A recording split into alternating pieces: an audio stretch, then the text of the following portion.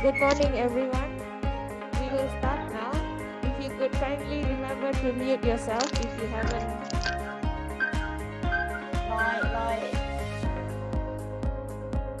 น้อยปิดไมค์แต่มันเสียงกล้อง Miss Benjamin, could you kindly mute yourself?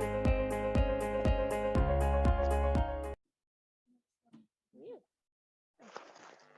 Everything is mute. Okay, good morning, everyone. Sabaydi, sawadika, Arun Susday, Xin chào. Mingalaba, selamat pagi, everyone in Malaysia and Indonesia. I hope I covered all the Southeast Asian languages. ข้าพเจ้าคิดว่าห้องเสียงห้องภาษาของทุกภาษาเลยเนาะอันน้อยอันพี่ได้ยินเสียงเอ็กโค Kun Benjawan.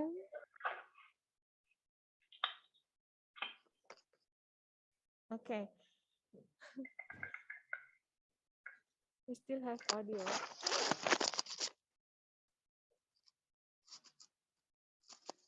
Whose audio is that?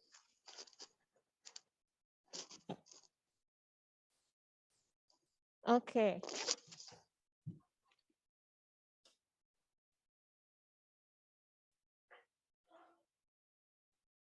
Okay, everyone. Good morning. We will start the forum now.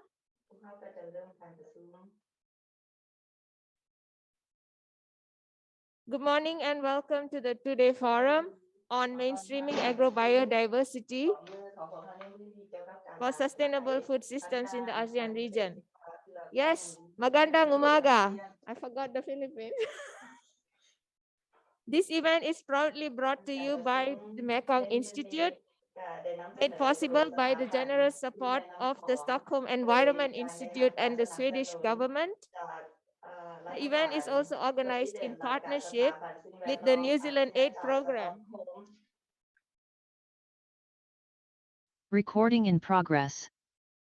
New Zealand Aid Program and the Lao Agrobiodiversity Platform, or Pakao Lao, under the patronage of the National Agriculture and Forestry Research Institute of or NAFRI of Lao PDR.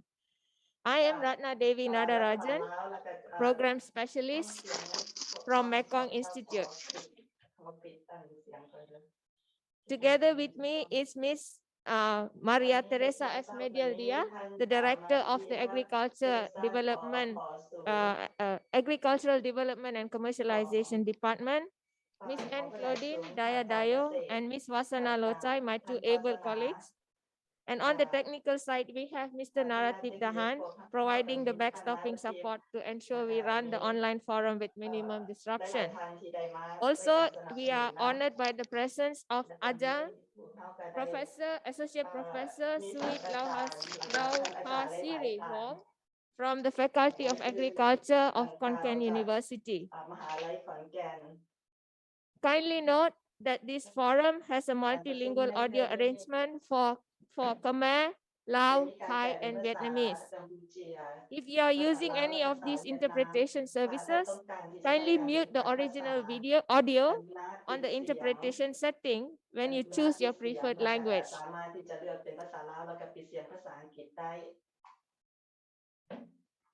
The event has 3 platforms: Zoom, live streaming on Facebook and YouTube. You can use the Q&A for questions and comments.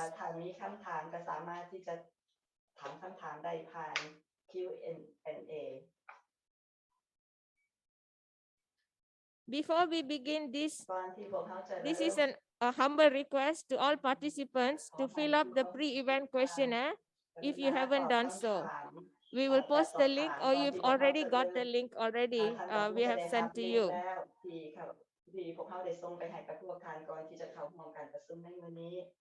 The keynote will be moderated by Dr. Ampai Harakunarak.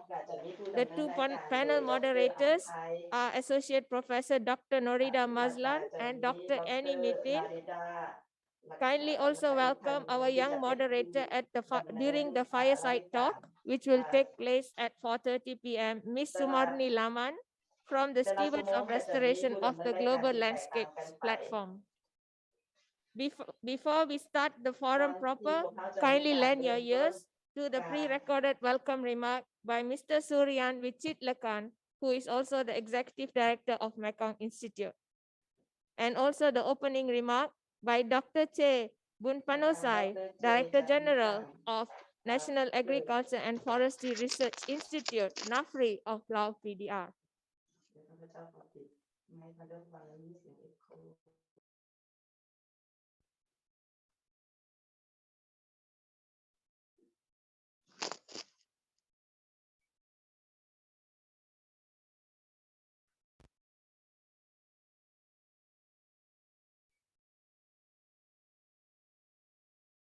And Forestry Research Institute for Lao PDR, representatives from the development partners, distinguished speakers and panelists, audience, colleagues, ladies and gentlemen, a pleasant morning to all of you. At the outset, please allow me to extend my warm welcome to all of you to the webinar on Mainstreaming Agrobiodiversity for Sustainable Food Systems in the ASEAN region. It will be held for today and tomorrow. I wish to thank all of you for sparing your precious time and making yourselves available to attend this webinar. Colleagues, ladies and gentlemen, under the broad sustainable development, you would agree with me that we have over the years exerted our best efforts in achieving food and livelihoods security.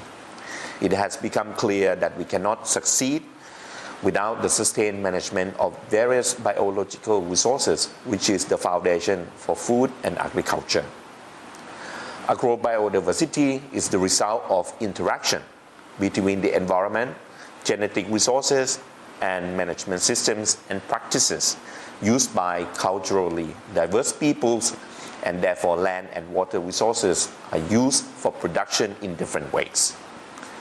Local knowledge and culture are integral parts of agrobiodiversity because it is the human activities of agriculture that shapes and conserves this biodiversity. And central to this are the women in rural and indigenous communities around the world, including our ASEAN region. Colleagues, ladies and gentlemen, there are several ASEAN regional initiatives on gender equality and social inclusion. These commonly focus on commercial scaling up of agri-food and providing market linkages to improve livelihoods of women, rural, and indigenous communities.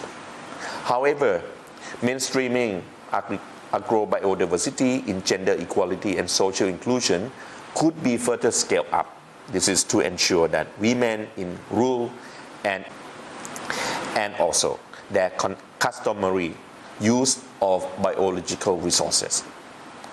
Putting a spotlight on the importance of agrobiodiversity mainstreaming in gender equality and social inclusion would increase recognition of women's role, especially in indigenous groups, in advancing Aichi Targets, especially targets number 14 and 18, on recognizing women as primary land and natural resources managers and respecting and integrating traditional knowledge into national and regional sustainable food systems policies, thus leaving no one behind. Colleagues, ladies and gentlemen, over the next 2 days, we will be discussing how, first, we can strengthen understanding on the impacts of agrobiodiversity, loss on food security of women and indigenous communities against the backdrop of climate vulnerabilities. Also, we need to discuss how we can strengthen understanding on the role of women and indigenous communities as custodians of agrobiodiversity and advancing Aichi Targets. Last but not the least, we also would discuss how we can consolidate recommendations for regional policy bodies and organizations on entry points in mainstreaming agrobiodiversity in regional and national policies and initiatives related to gender equality and social inclusion. In closing, to make all this possible, Mekong Institute wishes to extend our appreciation and heartfelt thanks to Stockholm Environment Institute and the Swedish government for the support to the event. I would like to thank our event partners, namely the New Zealand Aid Program and the Agrobiodiversity Platform of the National Agriculture and Forestry Research Institute called Pakao Lao.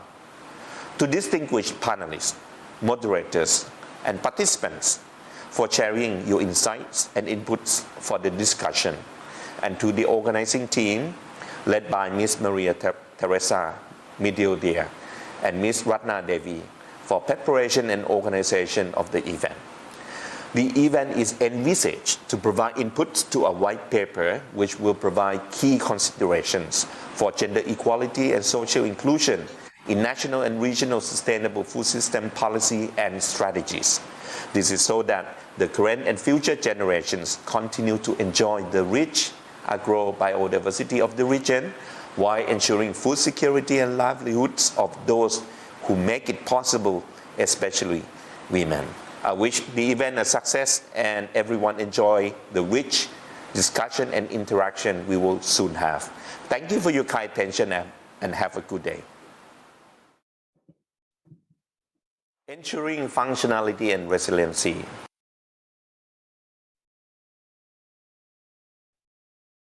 Thank you. Well, virtual thanks to Mr. Suryan Wichitlakan. May I now thank you for the welcoming remark. We would like to invite now Dr. Che Bun Panosai to share a few words in her opening remark. Dr. Che, the floor is yours, the virtual floor.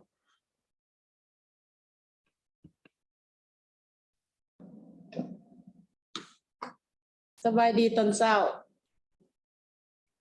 สวัสดีบรรดาทานแขกผู้มีเกียรติก่อนอื่นเมื่อข้าพเจ้าขอแสดงความนับถือท่านสุริยันวิจิตรการอำนวยการสถาบันแม่นกพอง the director of Mekong Institute, and also my thanks to the Institute of Stockholm and Dr. Teresa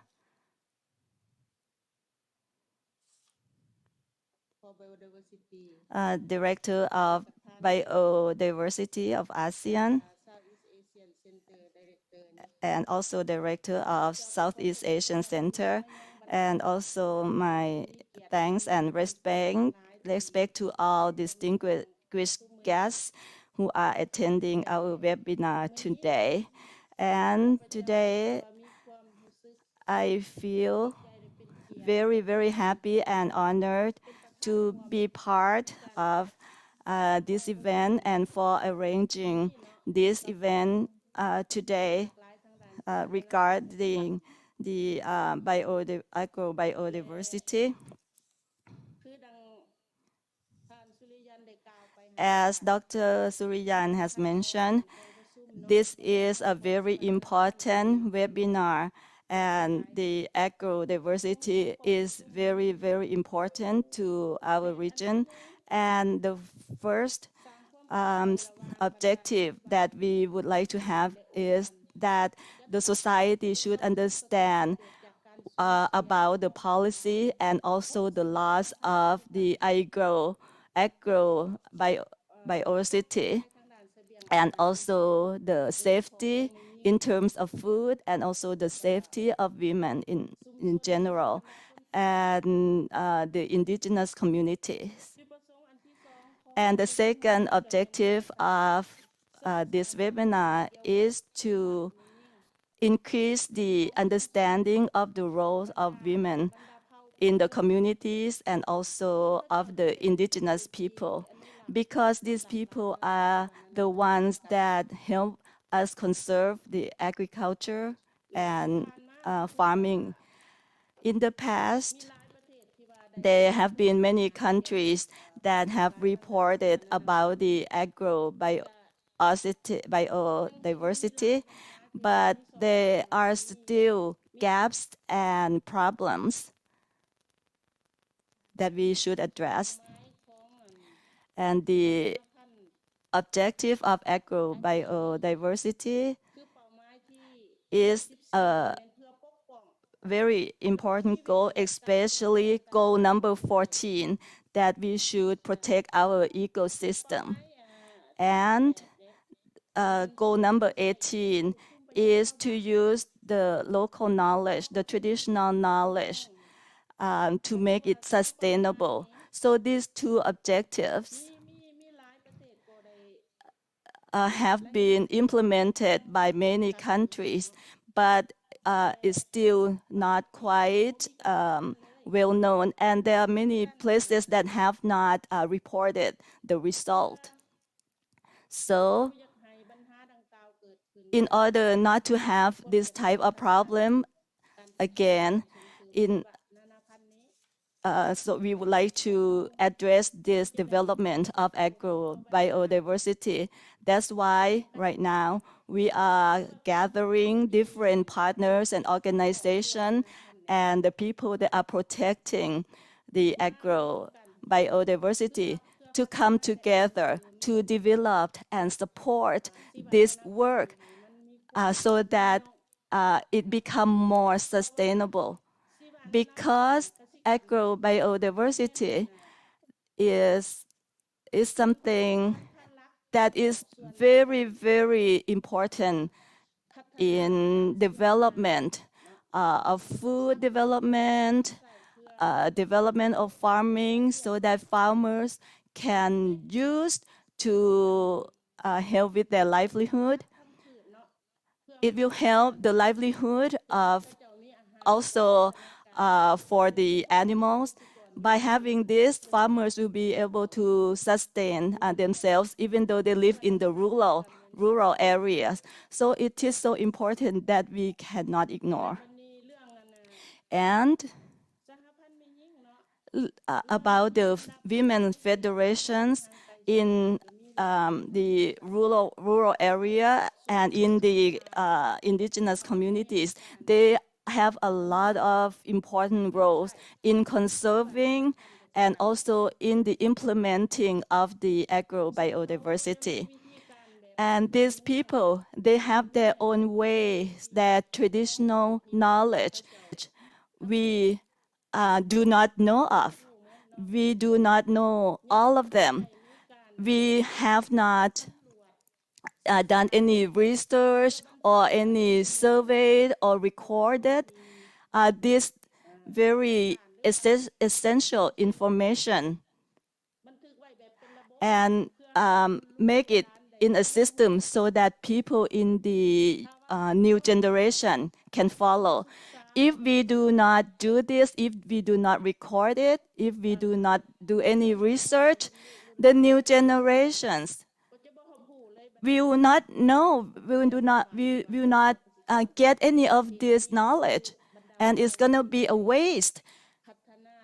And these people, they have developed this for centuries, and it's going to be a waste. Therefore, I really hope that in this webinar, we will be able to talk and discuss so that people can understand the limitation and the problems, the challenges, and try to find a way to figure out a way to improve it by using our expertise and how to protect the agrobiodiversity in our region. And if we come together and work together like this, I am pretty sure that we will see a good result. And today, I would like to thank the Environment Institute of Stockholm and the Swedish government in supporting our work, and also the Switzerland and the Mekong Institute for arranging this event. And at the end of this event, we would come up with a summary in order to correct those problems that we have been facing. And finally, I would like to thank all of the panelists and the managing level for facilitating this webinar online, and for everybody who decided to cooperate. And I really hope that this event will come out in a very positive way and in a very successful way. And finally, I would like to give a blessing to all of you for your prosperity and good health and success in your work. And I would like to open our webinar officially. Thank you to all. Dr. Che. And now I would like to proceed to the next session, which is the keynote. But before that, we'd like to say that this is the inspiration of Mekong Institute and its event partners, SEI, New Zealand Aid Program, and Pakalau, to leave no one behind in sustainable food systems for SDG 2. We hope at the end of the two-day forum, you will take away more than you came with. Ladies and gentlemen, it is my honor to introduce Dr. Ampai Harakunarap, who will moderate the keynote session. Dr. Ampai is a specialist in environmental sustainability and sustainable development, having held leadership positions in ASEAN Secretariat and the Thai Environment Institute, and also serving as advisor for the Royal Thai government on her area of expertise. She has over 30 years experience in the aforementioned fields. Dr. Ampai will introduce the keynote speakers and moderate the session. Please welcome Dr. Ampai. Dr. Ampai, the floor is yours. Thank you very much, Ratna, and greetings everyone, and welcome to today's webinar event on mainstreaming agrobiodiversity for sustainable food system in the ASEAN region, co-hosted by the Mekong Institute, the Stockholm Environment Institute, and partner organizations. We are in the keynote session scheduled for this morning until approximately 10:30 a.m. Indochina time. My name is Ampai, as kindly introduced by the moderator, Ratna, the MC, our MC, and I will be serving as the session moderator. Just a couple of suggestions before I introduce my distinguished keynote speakers.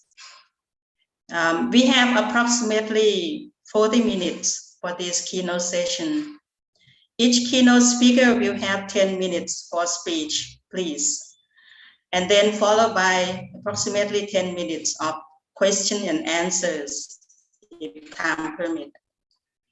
We will context questions to the speakers. At any time during the speeches, please type your questions into the Q&A box of the panel, of the control panel on your screen. We would hold questions until the end of the session, and I will then read some questions out loud for the speakers to answer, again, as time permits. If we cannot get to all the questions due to time limitation, we will try to address those questions during following sessions in this event, both today and tomorrow, particularly during the plenary discussion tomorrow afternoon, which is the final session on this event schedule. Now let us turn to today's topic and our keynote speakers. Today's keynotes will focus on the theme of this two-day regional forum on mainstreaming agrobiodiversity for sustainable food system in the ASEAN region.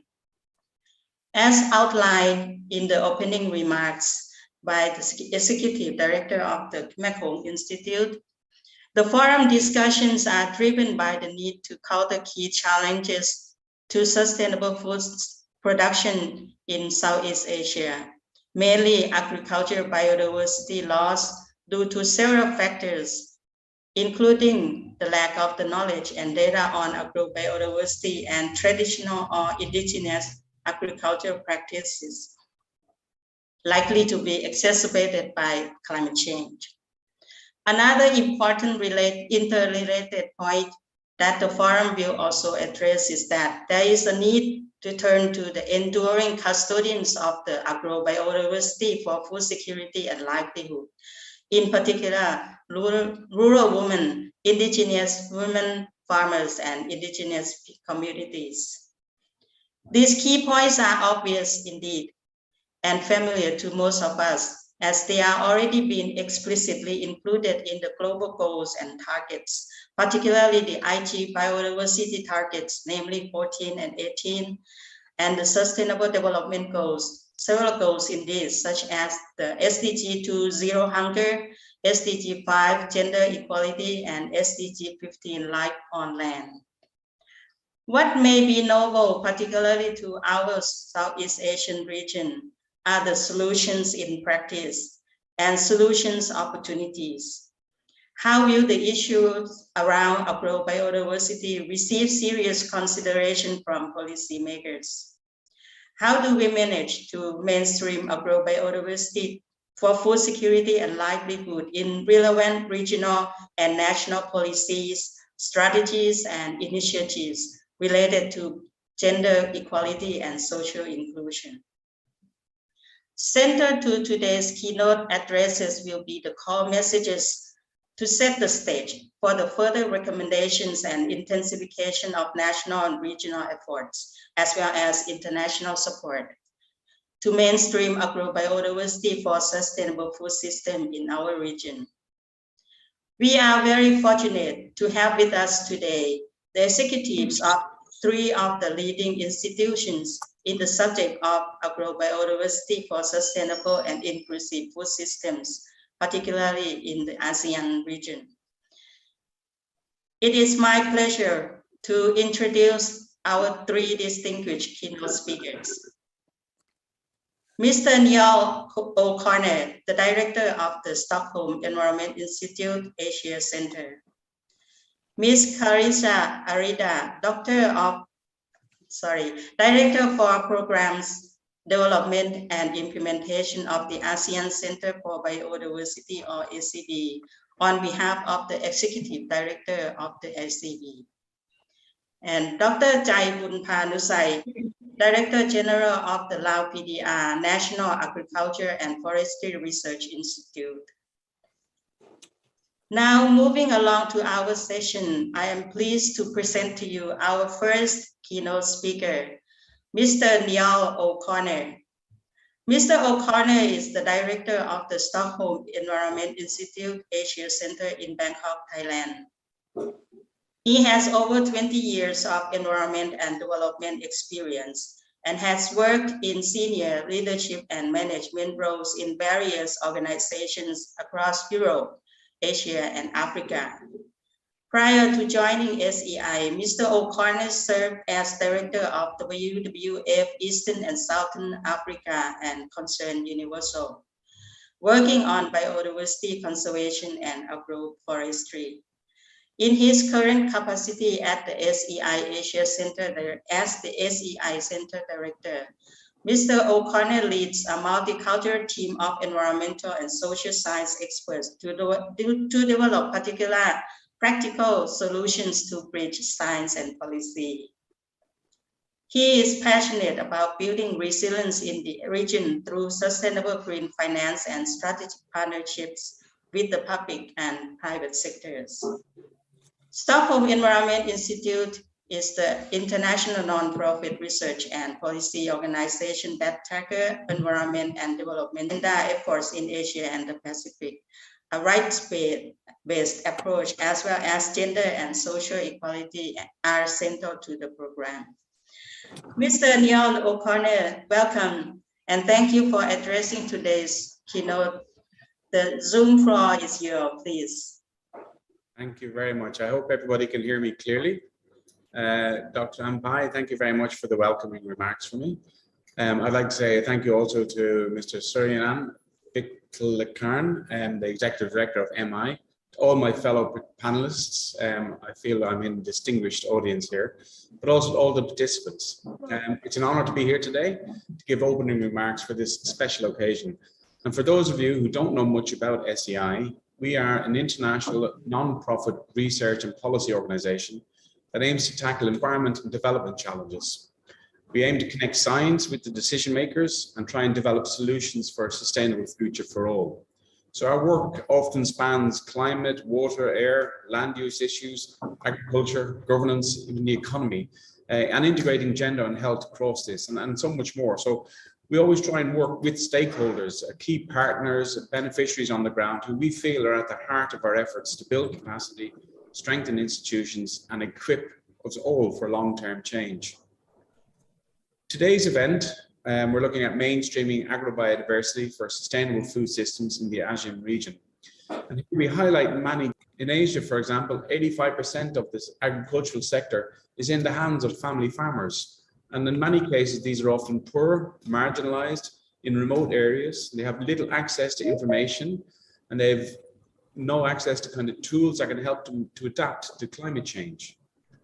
Amongst these small-scale farmers and subsistence farmers, women and indigenous people are particularly vulnerable. They're less likely to have ownership of the land they cultivate, which again limits some of their options to adapt. For instance, if they wanted to sell, they could not.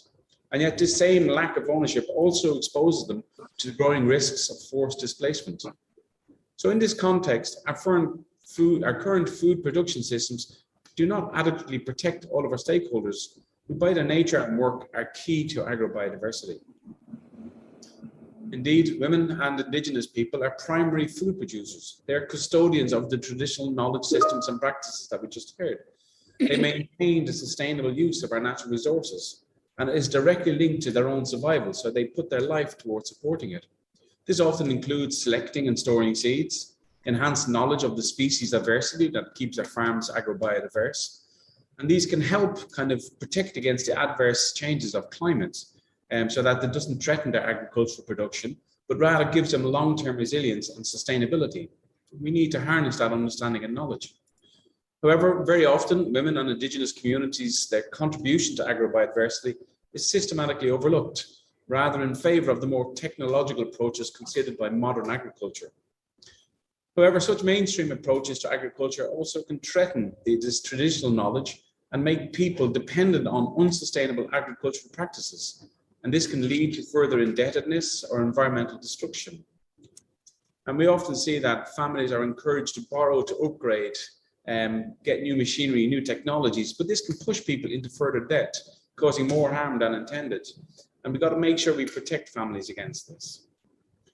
So as a result, some of the key contributors to agrobiodiversity are marginalized by the very policies and the programs which they should be the primary beneficiaries of. And women who often bear food and nutrition responsibilities are also the most severely affected by food insecurity. And this inequality is felt the most by the most vulnerable, our subsistence farmers and our indigenous communities. And don't be mistaken, food systems that are disconnected from the local environment and social realities also gravely impact the global ecosystems that we need to protect. Just think, almost 50% of the world's land surface has been degraded due to unsustainable agricultural practices. This is not because of subsistence farmers. According to the FAO, we rely on only 12 plant and 5 animal species to generate almost 3/4 of the world's food that we consume. Who doesn't consider this a huge risk? Family farms are generally more diverse with crops that can survive change. And yet, since the 1990s, we see that nearly 75% of genetic diversity has been lost to genetically uniform, high-yielding crops. We're losing the very basis of what keeps us diverse. 75%. So not only is this an issue on land-based food production, we're also seeing it across the marine, where there are many, many species on the brink of extinction as we overfish and overharvest aquatic species. And it's these unsustainable practices in producing our food that has made it ever more vulnerable to climate change. We need to change. The latest IPCC report has stated that to reverse our current state, it would require radical changes. We believe that one of these radical changes is rather more simple than we think, and that is learning from and trusting in our ecosystems to help us solve these problems. Southeast Asia, for example, is a biodiverse and cultural hotspot, It encompasses approximately 20% of global plant, animal, and marine species. So it's crucial that we safeguard this diversity if we want to ensure that food systems can be sustainably nourished and be accessible for all. So in this event, I believe we have a common understanding that protecting and sustaining biodiversity is key to eradicating poverty and hunger by 2030. It's an ambitious goal, but we have to push for it. Today, we will listen to farmers, women's groups, the youth, Indigenous people, and other representatives from various organizations who share the best practices that they have to help us redesign and relocalize food systems. And they offer knowledge on Indigenous knowledge, local knowledge, and vast experiences of working with agriculture over many, many generations.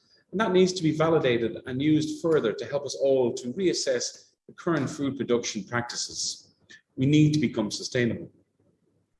So SEI, for one, has made it a priority to continue to examine the challenges and opportunities of food value chains, of supporting smallholder family farming, and of sustainable and resilient food systems.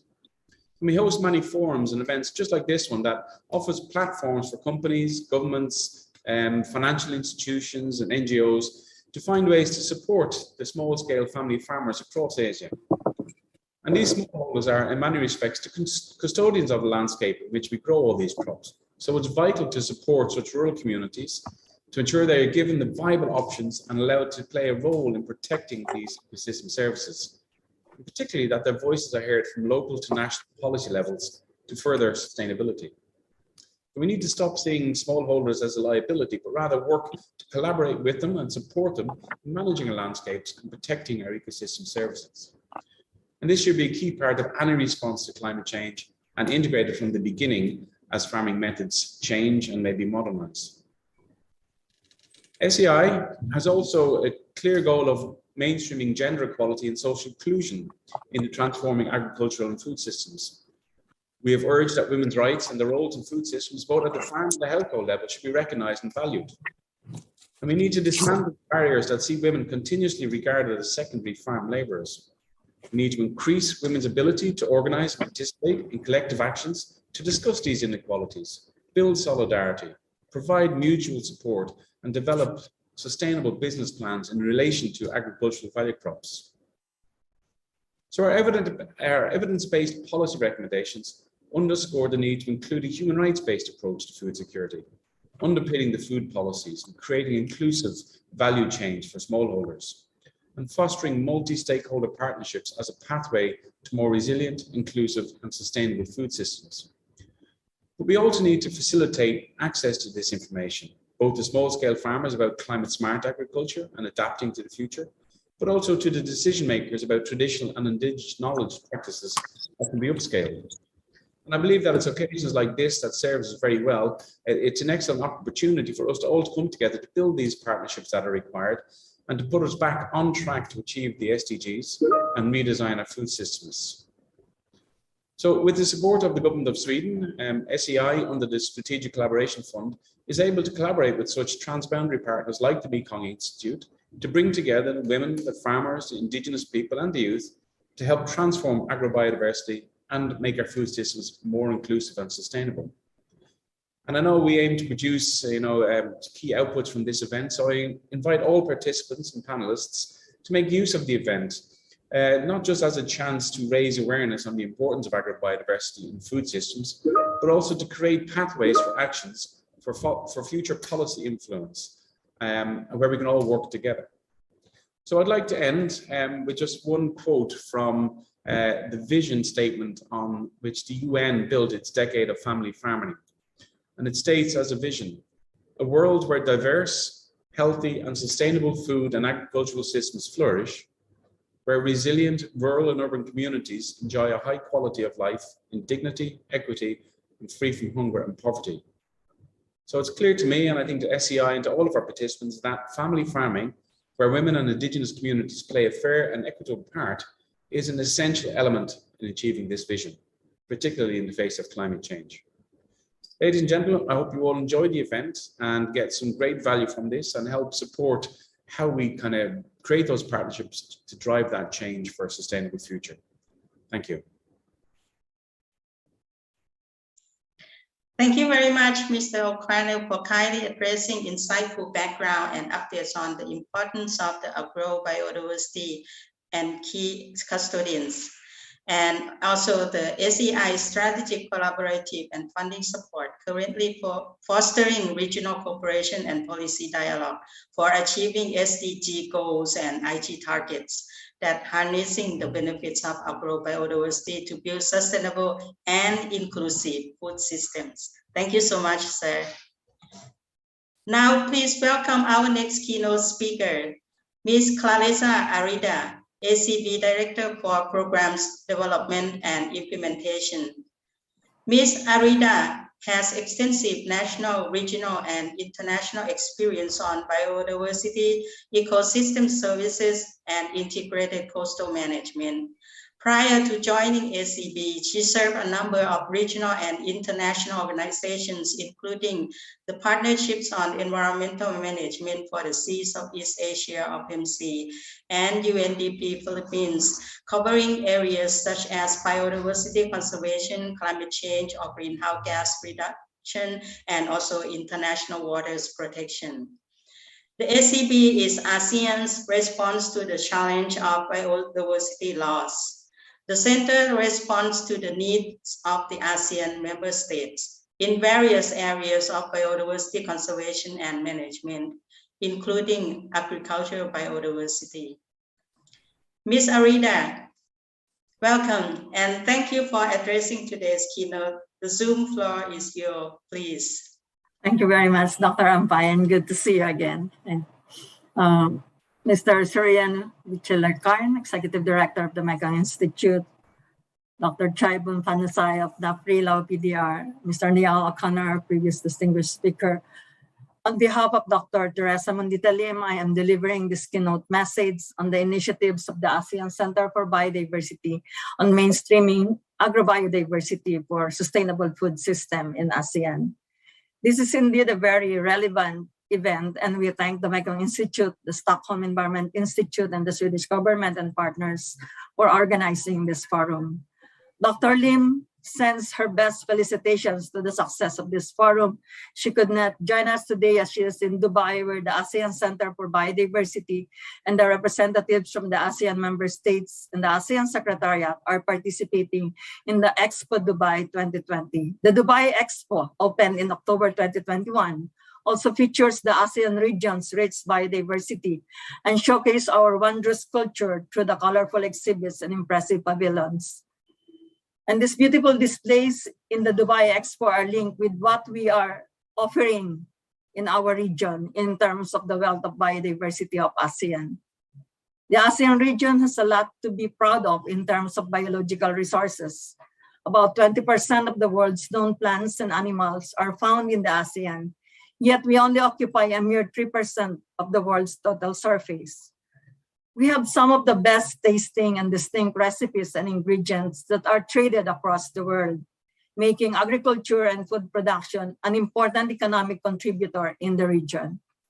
However, the way we have been producing and consuming food over the last 50 years has been driving biodiversity loss, mainly through the wide-scale conversion of critical habitats into agricultural uses, as highlighted by the UNEP in its 2021 report on food system impacts on biodiversity loss. As you might be aware, the Convention on Biological Diversity, as mentioned also by Mr. Connor, is developing a new post-2020 global biodiversity framework to level up our ambition to protect the world's resources and the planet. And this is expected to be adopted at the COP15 in Kunming, China this year. During the third online exchange on food systems and the post-2020 Global Biodiversity Framework sponsored by the Swiss Federal Office for Agriculture in November, it was highlighted that food production contributes to 70% of freshwater withdrawal, 25 to 30% of the global greenhouse gas emissions, and 80% of deforestation. The global food system is responsible for more greenhouse gas emissions than any other aspects of our lives. These direct emissions are largely attributed to agricultural production, while there are indirect emissions from land use chains and emissions from transport and energy use along the food supply chain.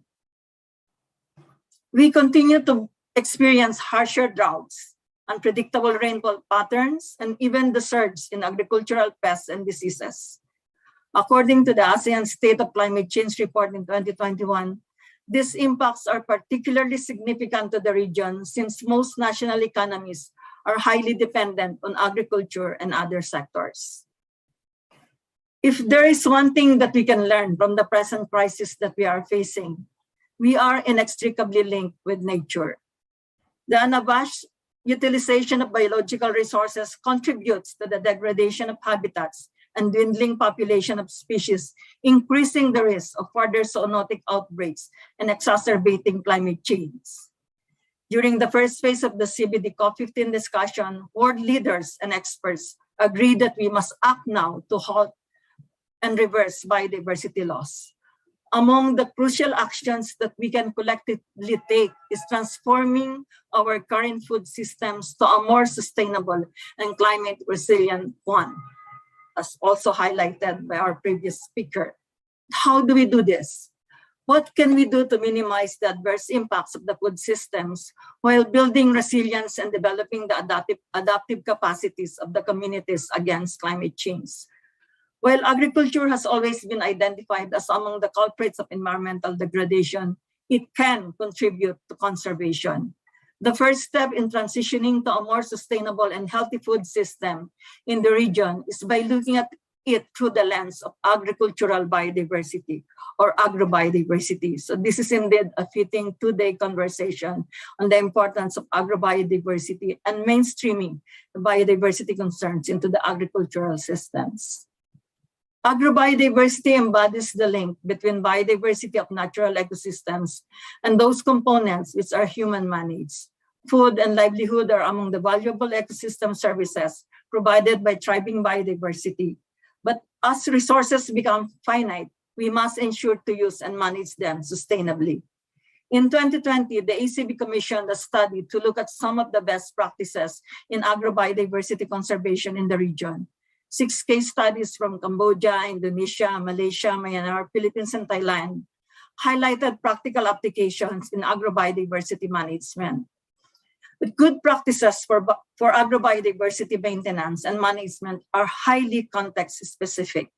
They are woven into local contexts and belief systems that link nature, biodiversity, and culture.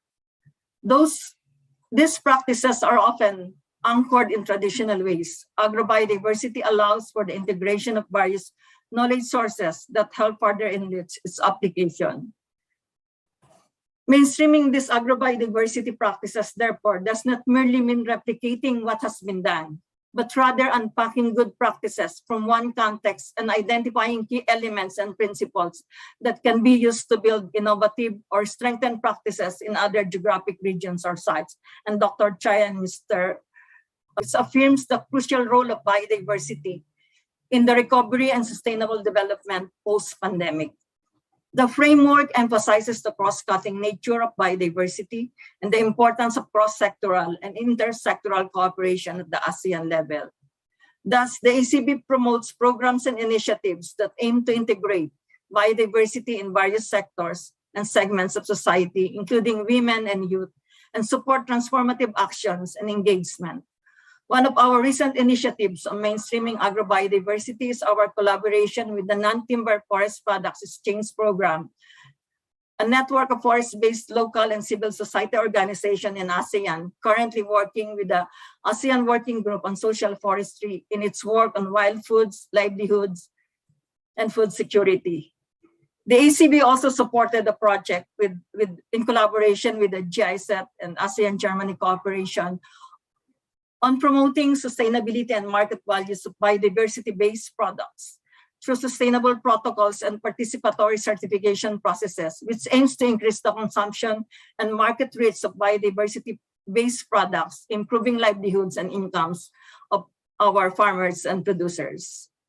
The ACB is also part of the expert group called SHANI, or the Swedish International Agriculture Network Initiative, where partners collaborate in the areas of wild foods and how it can be further promoted as part of a more sustainable and healthier food systems. It is important to underline the need for a whole-of-society approach in addressing the present health and environmental crisis. The women's sector, along with youth and indigenous peoples and local communities, play a significant role in building resilience and paving the path towards recovery. Women have a unique connection with nature. Traditionally, we bear the brunt of growing and nurturing food for the family. In many cultures, women are the seed and knowledge keepers in communities, taking on the responsibility of preserving not only the genetic resources, but also the wisdom and practices of the past generation and passing them on to the next. Thus, the women's participation in agrobiodiversity is important, from the farms to the laboratories and to the government halls. Gender equality and social inclusion are also demonstrated in initiatives in around the ASEAN Heritage Park, a regional network of representative protected areas created to generate greater collaboration among the ASEAN member states in preserving their natural heritage. In these initiatives, gender considerations are incorporated in both the conservation work and livelihood support in these natural parks. As part of ACB's efforts to integrate gender and biodiversity, we also launched a regional training module on gender and biodiversity in March 2021 in collaboration with the Convention on Biodiversity Secretariat. The modules, which are products of extensive consultation and workshop with some of the region's experts in gender and biodiversity, aim to develop more trainers in conservation and encourage broader participation in advancing nature-based solutions. These regional training materials were developed along with representatives also from the ASEAN and the Pacific Islands nation. Learnings from the use of these training modules serve as important inputs to the CBD's updated Gender Action Plan. And we are very pleased that the Kunming Declaration from the high-level segment of the UN Biodiversity Conference, the Part 1, recognized the important roles of women and girls, youth, and are committed to enable their full and effective participation in the post-2020 Global Biodiversity Framework. We also submitted ASEAN Joint Statement on the Convention on Biodiversity, and this also adopted, which was also adopted at the high-level segment and called for the parties to mainstream biodiversity across development sectors and improve communication, education, and public awareness activities among stakeholders, including women and youth. At the institutional level, the ACB is convening the Gender and Biodiversity Committee as part of our internal efforts to further develop our own capacities and respond to the opportunities and challenges of gender mainstreaming. As women, we are nurturers, stewards, and caretakers of nature. Our instincts, knowledge, and compassion are our best tools in contributing to address food security, economic recovery, and resilience building and sustainable development. As also highlighted by Dr. Chai and Mr. Surian, women along the segments of our society are part of our solution to address sustainable development, because we are ASEAN Biodiversity. Thank you, and we look forward to a productive conversation in this today important event. Thank you very much. Thank you very much, Ms. Arida, for kindly presenting key important information on the situation of biodiversity and challenges of the sustainable food systems in our region, and also addressing interesting initiatives of the ACB to promote inclusive agrobiodiversity mainstreaming in ASEAN framework and also programs, relevant programs. Thank you very much. So now please welcome our next and final keynote speaker, Dr. Chai Bunpanusai. Dr. Bunpanusai received her doctorate degree in agronomy. She has played a key role in various biodiversity projects and initiatives, including Biodiversity Use and Conservation in Asia Program, or BUCAP, with Laos Department of Agriculture, Sea Rice, and Oxfam. She also coordinated the rice biodiversity and on-farm conservation project with Chiang Mai University through support of McKnight's Foundation Thailand. She is currently the Director General of the of the NAFRI, or National Agriculture and Forestry Research Institute of Lao PDR. Dr. Bunpa Sai is a 3-time recipient of the NAFRI Outstanding Scientist Award. ได้รับรางวัลนักวิทยาศาสตร์ดีเด่น3 ครั้งด้วยกันจาก NAFRA Established under the Ministry of Agriculture and Forestry of Lao PDR, the NAFRI works to consolidate agriculture and forestry research เพื่อที่จะเฮ็ด activities ให้ within the country and เกษตร develop กรรม coordinated ป่าแล้วก็ประมง national agriculture and forestry research system. NAFRI's mission is to contribute to national agriculture development เพื่อจะส่ง strategy by carrying out research for development การ focusing on การพัฒนาการค้นคว้า biodiversity, sustainable use and conservation, productivity improvement, climate change การ adaptation and เพิ่มผลผ mitigation, ลิต and supportive policy แล้วก็ environment. A key สนับส outcome นุน of นโยบาย NAFRI is the Phakao Lao Agriculture Phakao Lao Agrobiodiversity Resources ภาคเขาลาว Platform. เป็ Dr. นโครง Chai การ Bunpanusai, welcome. ดรใจเป็น And thank you ผู้ for ขอยินดี addressing ต้อนรับ today's แล้วก็ keynote. The Zoom floor is yours, please.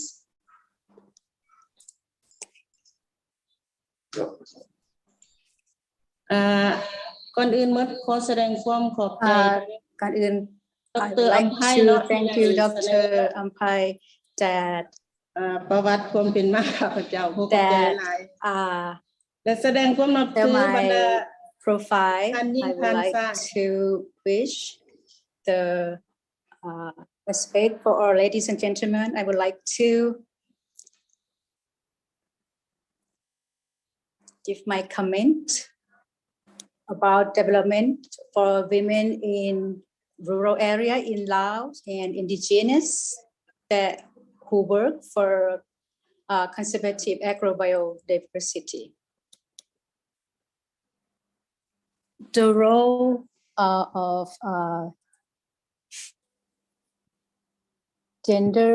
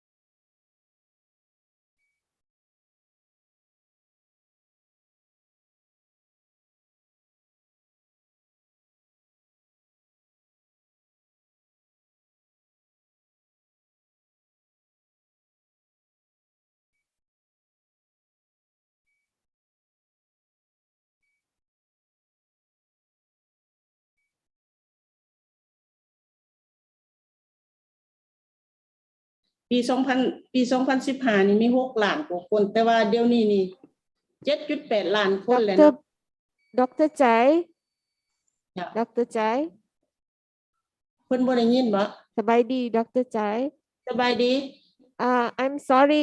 Can we just hold on one moment because our loud English translation is facing some problem. Just 5 minutes. ครับผู้แปล Sorry for that. ผู้แปลก็จะยังบ่ทันแปล ผู้แปลอังกฤษเท่านี้นะแปลบ่แปลเอ่ยว่าบ่ แม่นคิด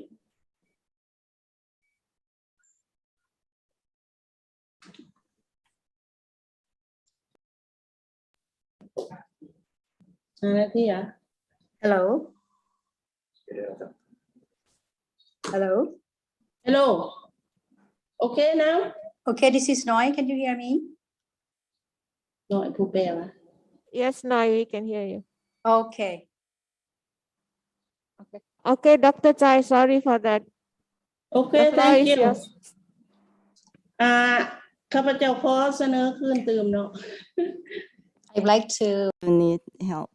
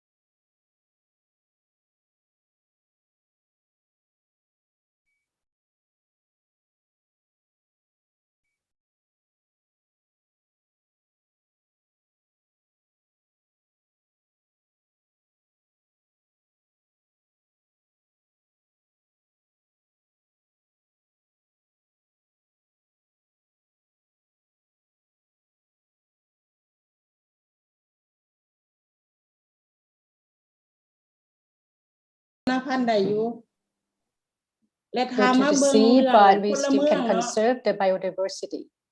ประชาชนลาวเฮา But ปั our จจุบันนี้ population, 7.8 ล้านกว่าคน แต่ 7.8 อยู่ในหันประ million มาณ people, ประมาณ 70% แม่นอาศัยอยู่ชนบท 70% are in rural area, และประมาณ 50% แล้วแม่น and about ประชากรนี่เป็นเพ 50% ศหญิง percent are women.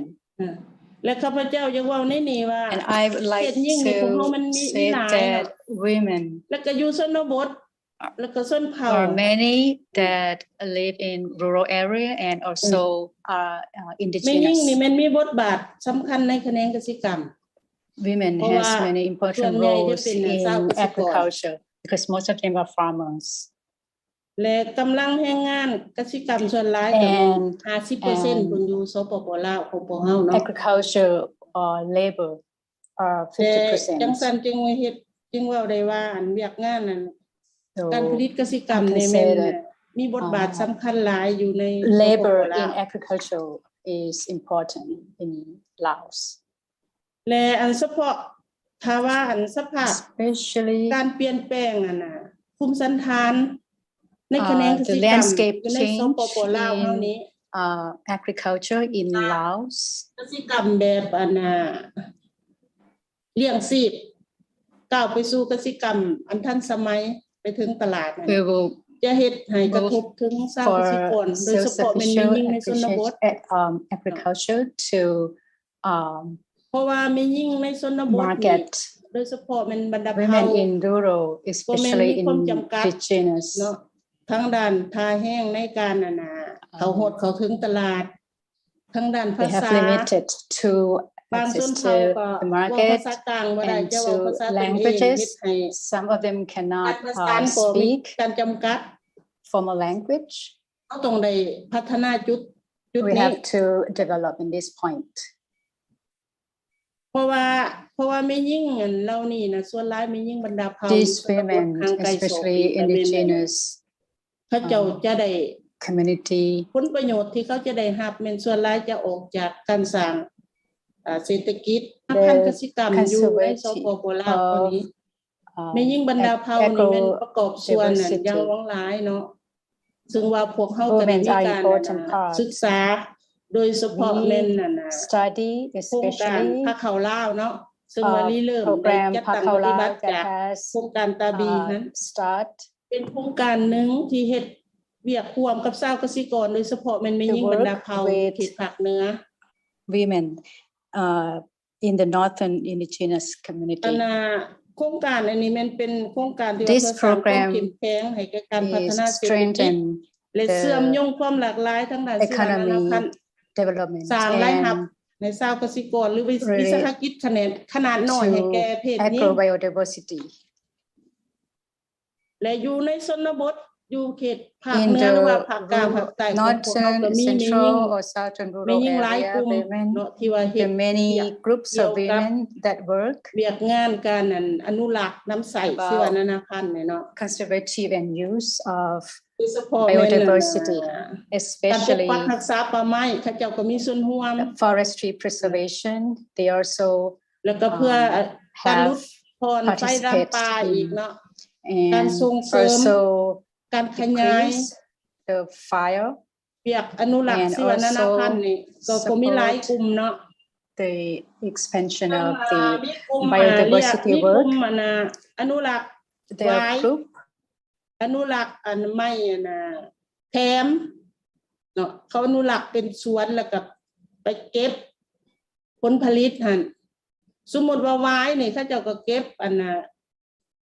ไว้แก่หั่นมาจักสารเป็นกระตาเป็นเครื่องเฮ็ดใส่ของฝากไปยังอันนี้ก็ขายอยู่ตลาดสร้างรายรับให้ชาวเกษตรกร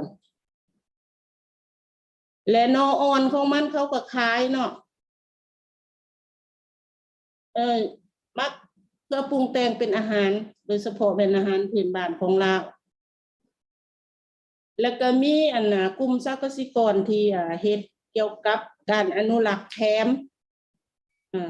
เขาเจ้าก็มีการขยายพื้นที่และอนุรักษ์พื้นที่เขตปลูกแคมแล้วก็ปลูกเพิ่มเพื่อเก็บผลิตภัณฑ์เก็บดอกของมันหันมาเฮ็ดเป็นไม้ฟอยเนาะกวาดบ้านแล้วก็ขายสร้างรายรับให้ชาวเกษตรกรโดยเฉพาะแม่นอันนี้ก็แม่โครงการตาบีของพวกเราได้ศึกษาข้อมูลจะมีข้อมูลละเอียดอยู่ในกฎรายงานของโครงการตาบีเนาะเฉพาะแคมป์นี่ก็เป็นพืชเครื่องปลาของดงชนิดหนึ่งที่ว่าสร้างรายรับหลายให้ชาวเกษตรกรเขาเจ้าได้ส่งไปขายเวียดนามไปไทยเนาะตัวนี้ก็แม่น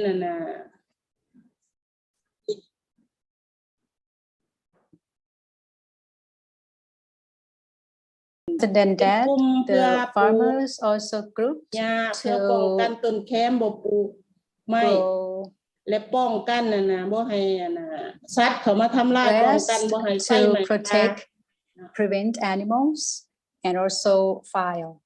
แล้วก็ผู้หญิงในเขตนั้นก็ถือว่า women ได้ in รับการพัฒนา that area เวียกเฮ็ดงานทำเนาะแล้วก็มีแรง have more jobs. ขาย Also ราย they ได้ก็เจ้า have จากการขายฟอยหั่นโดยแม่นการนำใส่ชีวนา to นาพันธุ์ sell แบบ the ยืนยงนั่นแหละ brooms, which is the way to use biodiversity. Dr. Che?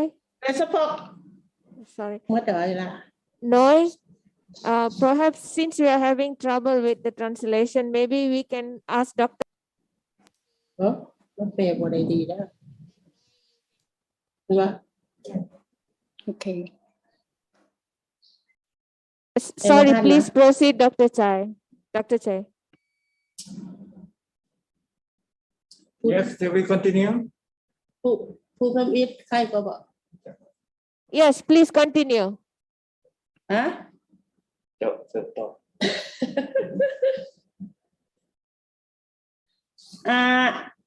ข้าพเจ้าก็เว้ากันสิสุดแล้วแหละเนาะเฉพาะตัวนี้ข้าพเจ้าอยากเสนอตื่มว่าเฉพาะเพศหญิง for women especially and indigenous people women in the Lao PDR that live and far away.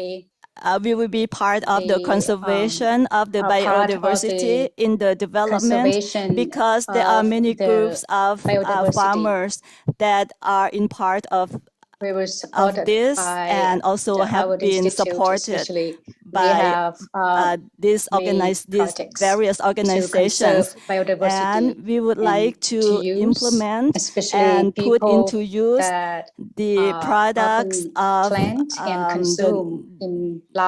the plants in the Lao PDR, and we would make the agrobiodiversity more sustainable and support our farmers and especially women to be part and also to help with the development in order to make the agrobiodiversity be known in the world and make it more sustainable. And this is all my comment and opinion. Thank you.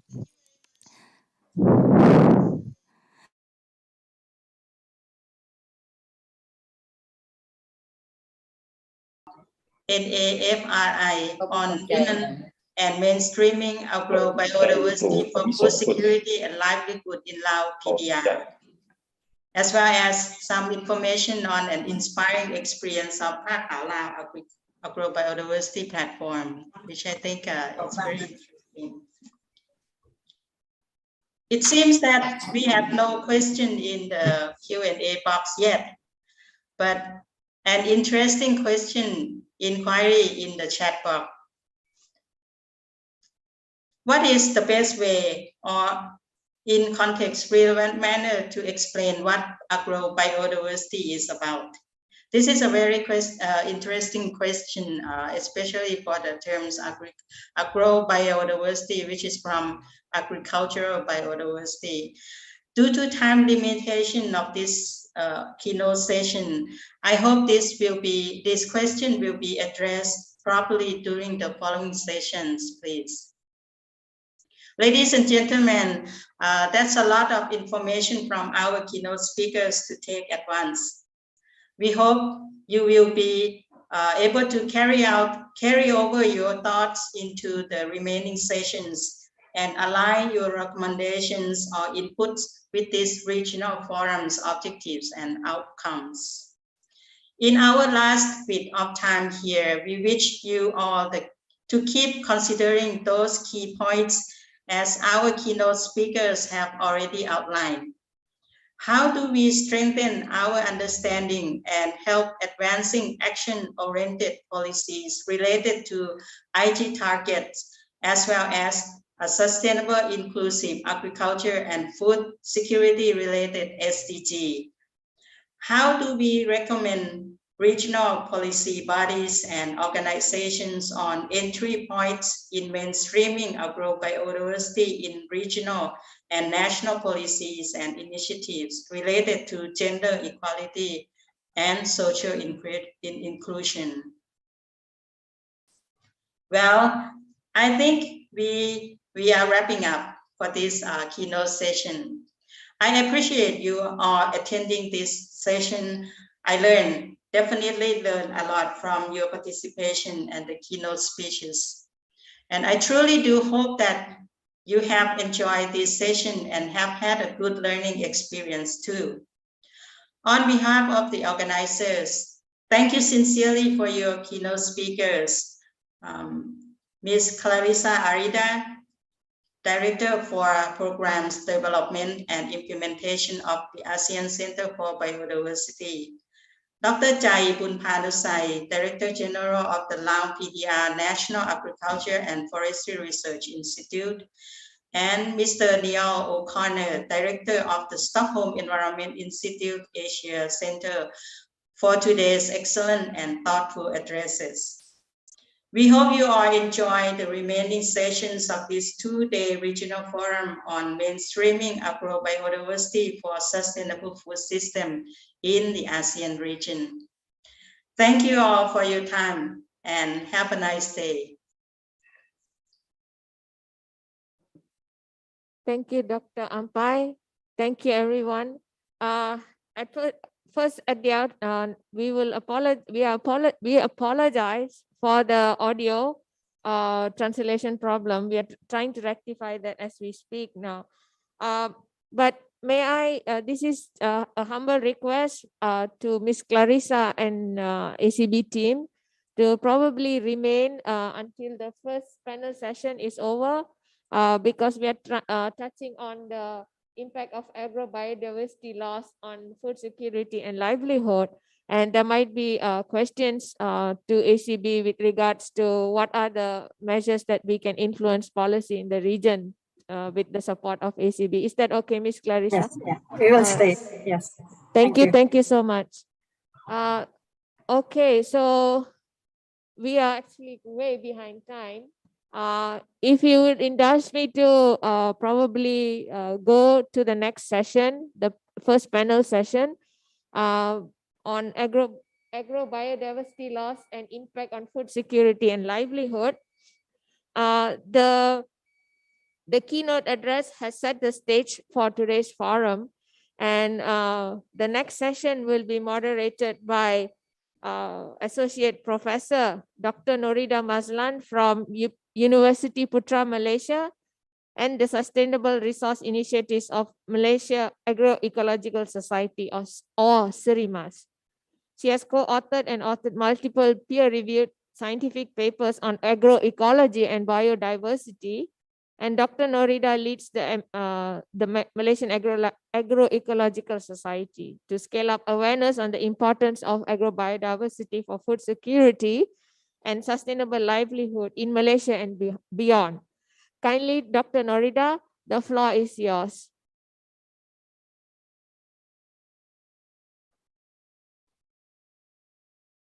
Dr. Norida, you are muted, sorry. Okay. Good morning, everyone. Thank you for introducing me and also to inviting me for these workshops. I think today we are going for, this is the second session of this workshop. It's entitled the Agrobiodiversity Loss and Impact on Food Security and Livelihoods. And as mentioned, this topic has been laid out by our keynote speakers for this morning. And it showed that agrobiodiversity is very important for the our livelihood and especially for the food security. And to these sessions, we're going to have three speakers. We are from the ACB, SAI, and also NTPEP. So it's going to be, we're going to talk about under the ASEAN ACB, going to describe the agrobiodiversity loss and what is its impact on food security and the livelihoods against our climate change problem that what we're having, we are facing now. And while the SEI will discuss what are their initiative in mainstreaming the SFS and the agrobiodiversity in the GESI activity, and what are their practices and the models that can be recommended to improve of the livelihoods and the agrobiodiversity during this climate change. From the NTPEP and Ms. Fernie Pinto, she will discuss the impacts of the agrobiodiversity loss in on the woman, yeah, in the indigenous community in ASEAN region. Okay. Sorry, I think I have maybe I got wrong information about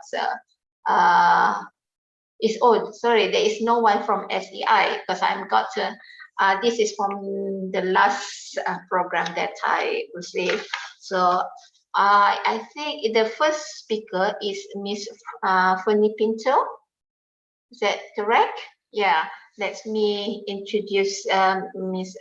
Fernie Pinto. She is the Executive Director of NTPEP Asia.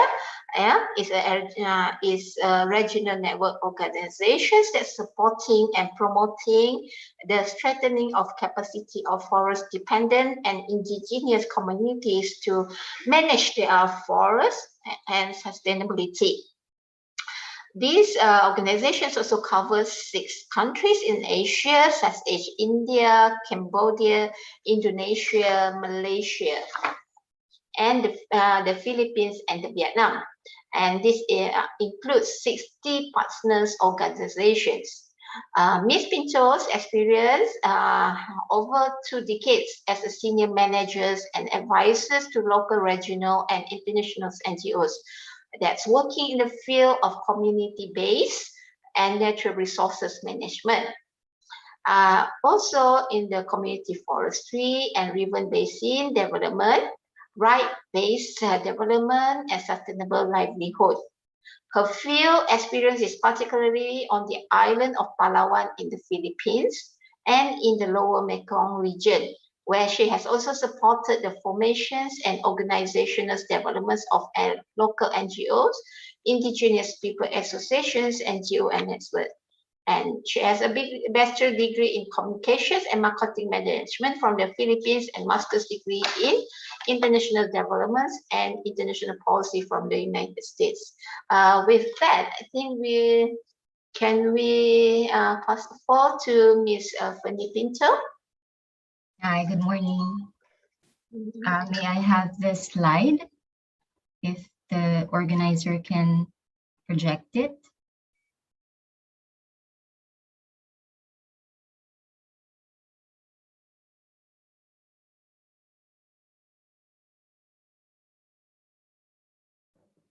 Can you see, Miss Yes. Pinto? Okay. Yes, thank you. Maybe we can make it, yeah. So good morning to all participants, honorable organizers, and to all our distinguished speakers that came ahead of me, and also the resource persons that will be coming after. It is my pleasure to join this particular session and hope to contribute in some way. Thank you also in particular to the Mekong Institute for the invitation, and to NAFRI and its partners, the SEI and NZAID, for this important webinar on mainstreaming agrobiodiversity for sustainable food system in the ASEAN region. And hopefully this will also help steer further developments in the area of biodiversity and food security, which we are also quite passionate about. I am here as a representative of the NTFP exchange program in Asia, and our moderator has already explained who we are, which is a network organization, and we envision resilient indigenous peoples and local communities with women and youth in Asia becoming respected stewards of healthy forests and living securely in their land for generations to come. Apart from also having over 60 and now 100 partners across the region, we are an association of 25 members, and our partners are coming from different fields and areas, particularly civil society and community-based organizations. And we ourselves is a member of other consortia in the region and internationally, including the ICCA Consortium, or the Consortium for Indigenous and Local Community Conserved Territories and Areas. And this consortium is active in Southeast Asia, and where we, NTFP-EP, also serve as its regional coordinator. Next slide, please. So we are in a region which is rich in biodiversity, and we've heard that from the earlier speakers already, much of which is located and managed by indigenous peoples and local communities through their local and traditional systems of conservation and management. We have in our region 3 out of the 17 of the most mega biodiverse countries in the world: the Philippines, Indonesia, and Malaysia, and having high number of plant and animal species and high endemism. In terms of high endemism, well, we have here in our region very rich rainforests still, and over 9,000 native plant species in the Philippines, over 14,000 in Malaysia, and around 25,000 in Indonesia. And in terms of endemism, it's from between 30 to 50%. And of these are a number of a variety of wild food plant species. The importance of biodiversity for food has already been shared earlier and emphasized by our keynotes.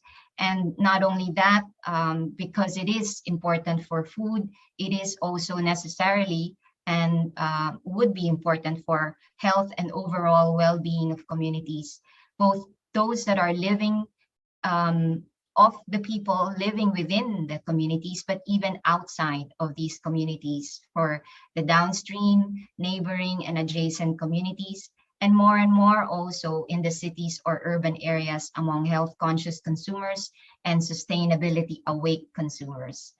And indigenous and local community management of biodiversity reflects the wisdom and good practices impacting on food security livelihood and conservation in particular, and I wanted to contribute more about wild foods as part of agrobiodiversity. And these are edible non-timber forest products, which are usually uncultivated plant species, animals, fungi that are not consciously domesticated but collected in the forests, edges of forests, also in traditional gardens and agricultural lands and rotational farms.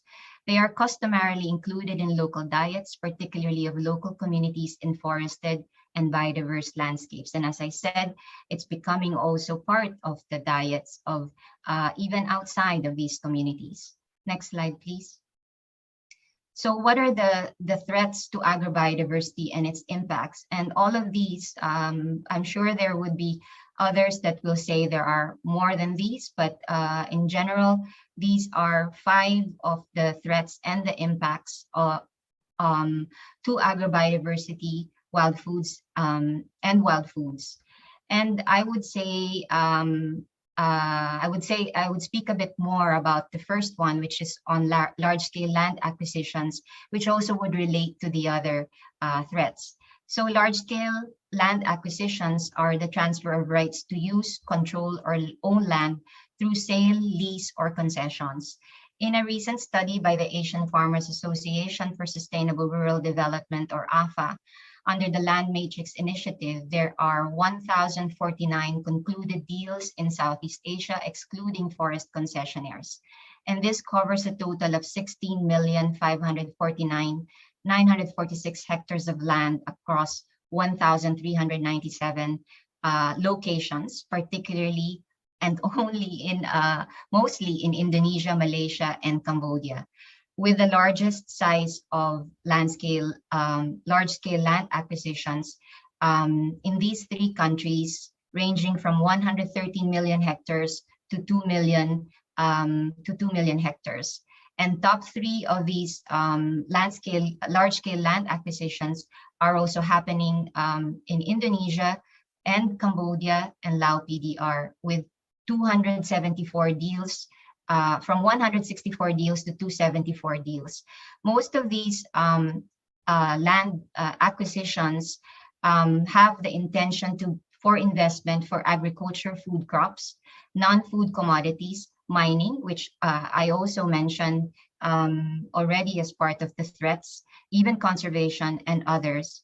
This has cost, of course, you would also see here, this has cost the forest loss, biodiversity loss, and a range of other impacts on indigenous and local communities, including forced evictions, displacements, involuntary resettlements, impacts on health, safety, and security of the communities, and then also where there are plantations or company managed areas that have been converted from these biodiverse rich lands, there are also labor and working conditions issues. I would also speak to climate change related hazards and risks. I think our region is also quite vulnerable to these, including floods, droughts, forest fires, and forest changes caused also by these conversions. And some of these changes have impacts, for example, in the flowering of plants, both the timing and the frequency, in turn affecting, for example, honey harvests and generally the pollination service that honeybees provides for the forests and farms, including rotational farms.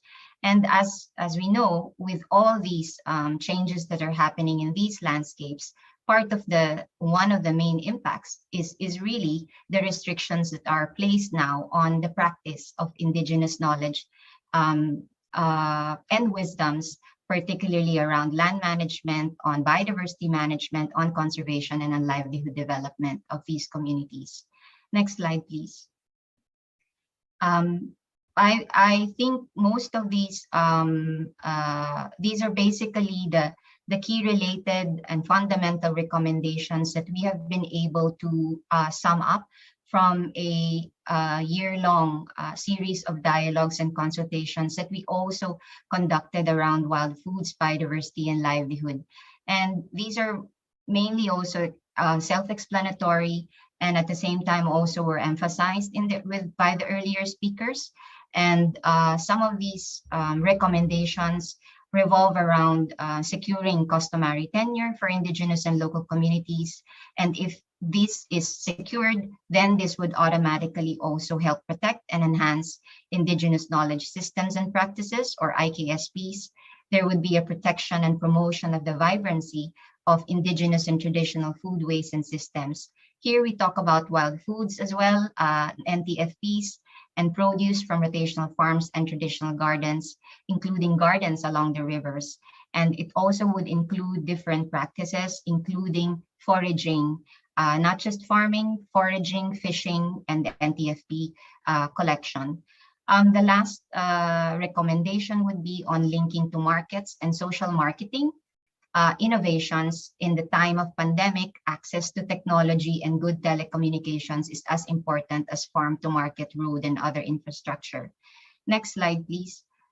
We were also asked to share a little bit about our own experience as NTFP-EP in terms of how our work has been integrating or contributing to the integration of indigenous knowledge systems and practices to agrobiodiversity promotion, etc. And I would just highlight four examples. And the first one is on mainstreaming community-based NTFP enterprises. Ma'am Clarissa Arida from ACB had also talked about participatory guarantee systems and certification processes, which we also have an initiative with them around, and solidarity and leadership mobilization and capacity building, especially for women and youth.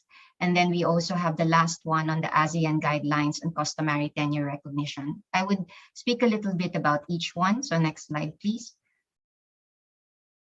On mainstreaming community-based NTFP enterprises development, we are actively promoting also the recognition and the capacity building and the support for the formation of local enterprise initiatives, particularly around community-based NTFP enterprises. And a lot of this form around providing mutual assistance and also support for collective marketing, and most recently even food transport initiatives for these enterprises. The types of enterprises that are very much vibrant around the region is also taking up such innovations like marketing local produce and NTFPs as forest and farm to table products, and that consumers, especially from urban areas, would be able to reflect that these are actually coming from sustainable and well-protected forests and landscapes. There are also various enterprises that take up fair trade, and our network also try to provide platforms to provide information to them among each other and with each other on different marketing tools and mechanisms that could also enrich and support their enterprises. There are also campaigns that go along with it, particularly in this webinar related would be on local food and forest food awareness campaigns. One such actor or initiative is happening right now in Indonesia with what they call as the Great Feast of the Archipelago, or Parara. And this has been these festivals have been going on almost every year, every other year, and now even through the pandemic, they have quite interestingly and very much competently and also very creatively mounted, or is mounting currently, more than a week-long online festival, and where consumers can also see the various products that are available for sale, and they would be able to access them even through online marketing schemes. There are also initiatives supporting these enterprises, particularly around products from rotational farms. And we've heard from the ACB products that we are calling as biodiversity-based. And alongside the support for these enterprises is currently an initiative that we are coordinating and promoting in partnership with the ASEAN Secretariat in the Food, Agriculture, and Forestry Division on the development of community product protocols and standards, and which is supporting also collective trademark development. In 2020, in late 2020, the ASEAN Ministers on Agriculture and Forestry have approved the guidelines for ASEAN sustainable management protocols, sustainable harvest and management protocols for selected NTFPs, including wild honey, resins, rattan, bamboo, and fruits. And currently we are facilitating and working with experts in our region to consult on the development of protocols for medicinal plants. The next slide, please. This is on participatory guarantee systems, or PGS innovations and in certification. Ma'am Clarissa Arida already mentioned as one of the initiatives supported by the ACB is in promoting sustainability and market values of biodiversity products through the development and promotion of sustainable protocols, but also of participatory certification process. Right now, NTFP EP is building up the pilots and localized initiatives on applying PGS, which is a locally focused quality assurance systems. It certifies producers based on active participation of stakeholders and are built on a foundation of trust and social networks. This has been popularized and widely applied in the organic certification field, but we have also now developed and started to coordinate with NTFP harvesters and collective groups to pilot this in certain NTFP products. And in Indonesia, they have successfully already developed the infrastructure, the system, the participation and formation of local peer groups in the field or in the product area of rattan and wild honey. And this is now being elevated to the ASEAN region, hopefully. And with that would be an accompanying certification scheme through the Forest Harvest Collective Mark, which is currently housed within NTFP EP, but is envisioned to be its own independent, self-running association of community-based enterprises that would have the mandate to certify legality, traceability, sustainability, quality, and fair trade using participatory processes. Next slide, please. On solidarity and leadership and mobilization, I just wanted to say that NTFP EP is coordinating and also helping in a number of platforms among CSOs, community-based organizations, people's organizations, forest and farm associations, CBNEs, women associations, and youth that aim to distill community-based experiences, stories, lessons learned, and elevate recommendations to different stakeholders. So there are various consortia there and platforms, and also different collaboration initiatives. The last slide, I would, can you move to the next slide, please? I would say this is also one of the most active currently, because it's within an ongoing project, and in cooperation with the Mekong Region Land Governance Project, supported by the Swiss Development Cooperation and complemented by a global alliance program called the Green Livelihoods Alliance. We are currently facilitating regional research and country case studies on linking customary tenure with food security and traditional livelihood, and FPIC. And with that, there are ongoing country and regional consultations and conduct of regional learning exchange and multi-stakeholder policy dialogues. And leading up to October 2022, where we are hoping that the ASEAN Working Group on Social Forestry would be able to take up and carry forward up to the ASEAN ministers on agriculture and forestry on the ASEAN guidelines and customary recognition in forested landscapes. These principles, these guidelines now are on its zero draft stage, and there will be consultations happening in the next few months until next year. And these guidelines frame with 12 key principles around customary tenure recognition. And the core of these principles would be to recognize and apply right to practice customary tenure, right to diverse customary tenure systems, and the right to exercise their traditional livelihoods and be able to have the means and access to resources to develop, conserve, and enhance their livelihood. So that ends my slides, but I would like to finally share and leave you with a nice visual of the outlook of sustainable, resilient, and inclusive food systems to 2030 that we generated from about a year of dialogue, online learning, and exchange sessions, where wild foods are a part of the picture.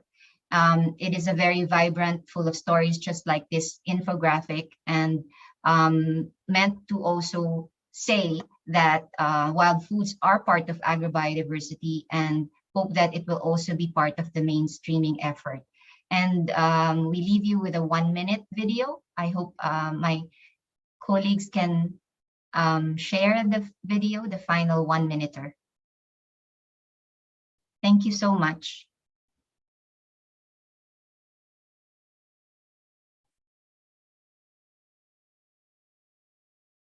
1 minute, Miss Femi. Yes, no problem. Thank you.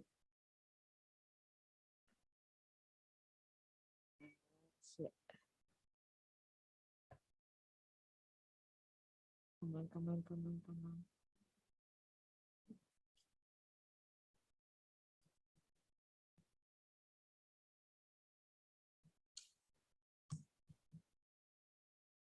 Everything is so slow.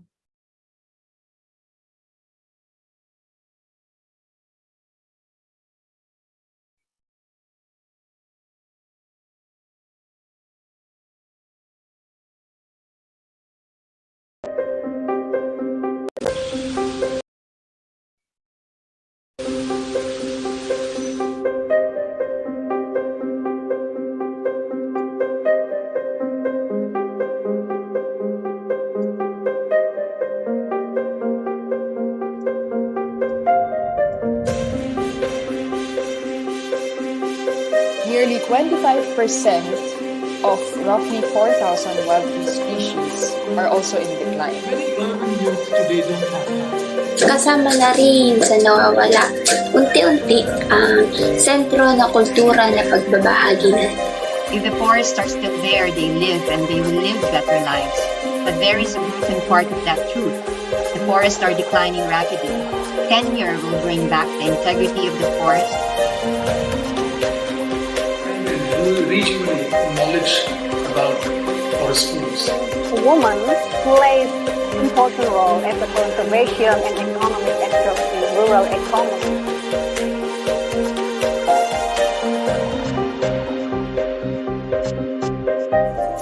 It's important for us to consider various ways on how wild foods may be conserved and sustainably used for the long term. Igulangan og mga kabatan-unan aron hisgutan ang among IKSP sa pagkaon nga makita sa lasang. Inubanan sa suporta sa komunidad, LGU, NGO ug uban pang mga ahensya.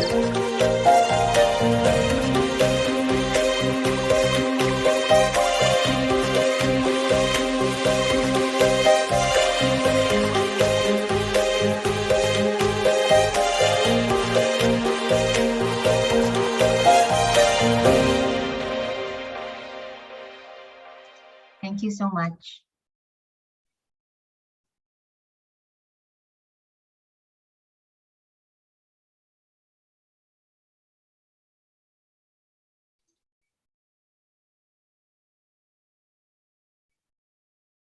Okay.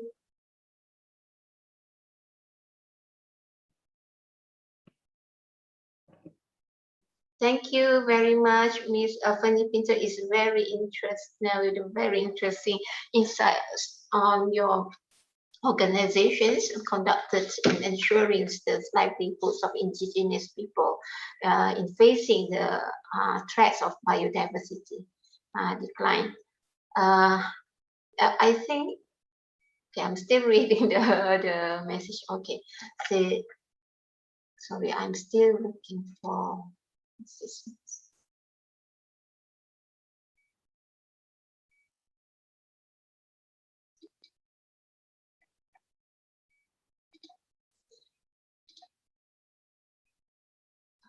For I also wonder if maybe for these sessions we're going to have discussions, but I will go for the second speakers of these sessions. It's supposed to be, I think it's I've got the message here is Miss Florence Villa from ASEAN. She's going to be share on behalf of ASEAN with us for today's topic. So I'm not sure. I'm sorry, I don't have a profile. Maybe Thank you, Norida. Yeah, I'm here. Thank you. Okay, Mr. Florence Villas. Sorry. Okay. I'm sorry, Mr. Villas. I didn't get your profile, so I can't introduce you. Today maybe I have to ask you to introduce yourself to the participants today. After you finish your presentations, then we can have discussions from Ms. Fanny Pinto and your discussions topic today. Yeah, thank you. Yes, yes. Thank you.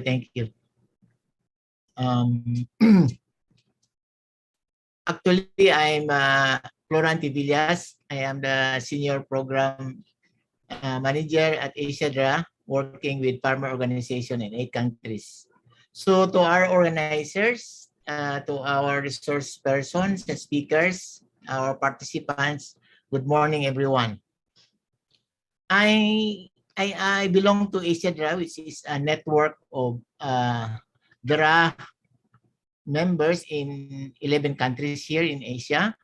We work with more than 100 rural people's organizations in 8 ASEAN member states.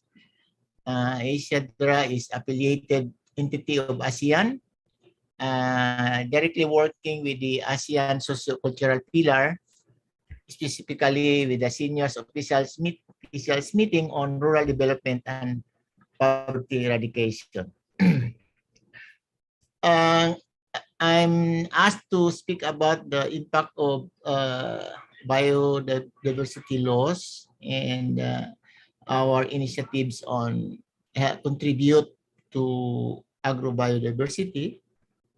And I think Neil Connor earlier mentioned about the loss of plant genetic diversity since the 1900s. And of that, today, 75% of the world's food is only generated by 12 plants and 5 animal species. So out of 250 known edible plant species, only 150 to 200 are used by humans. And more specifically, only 3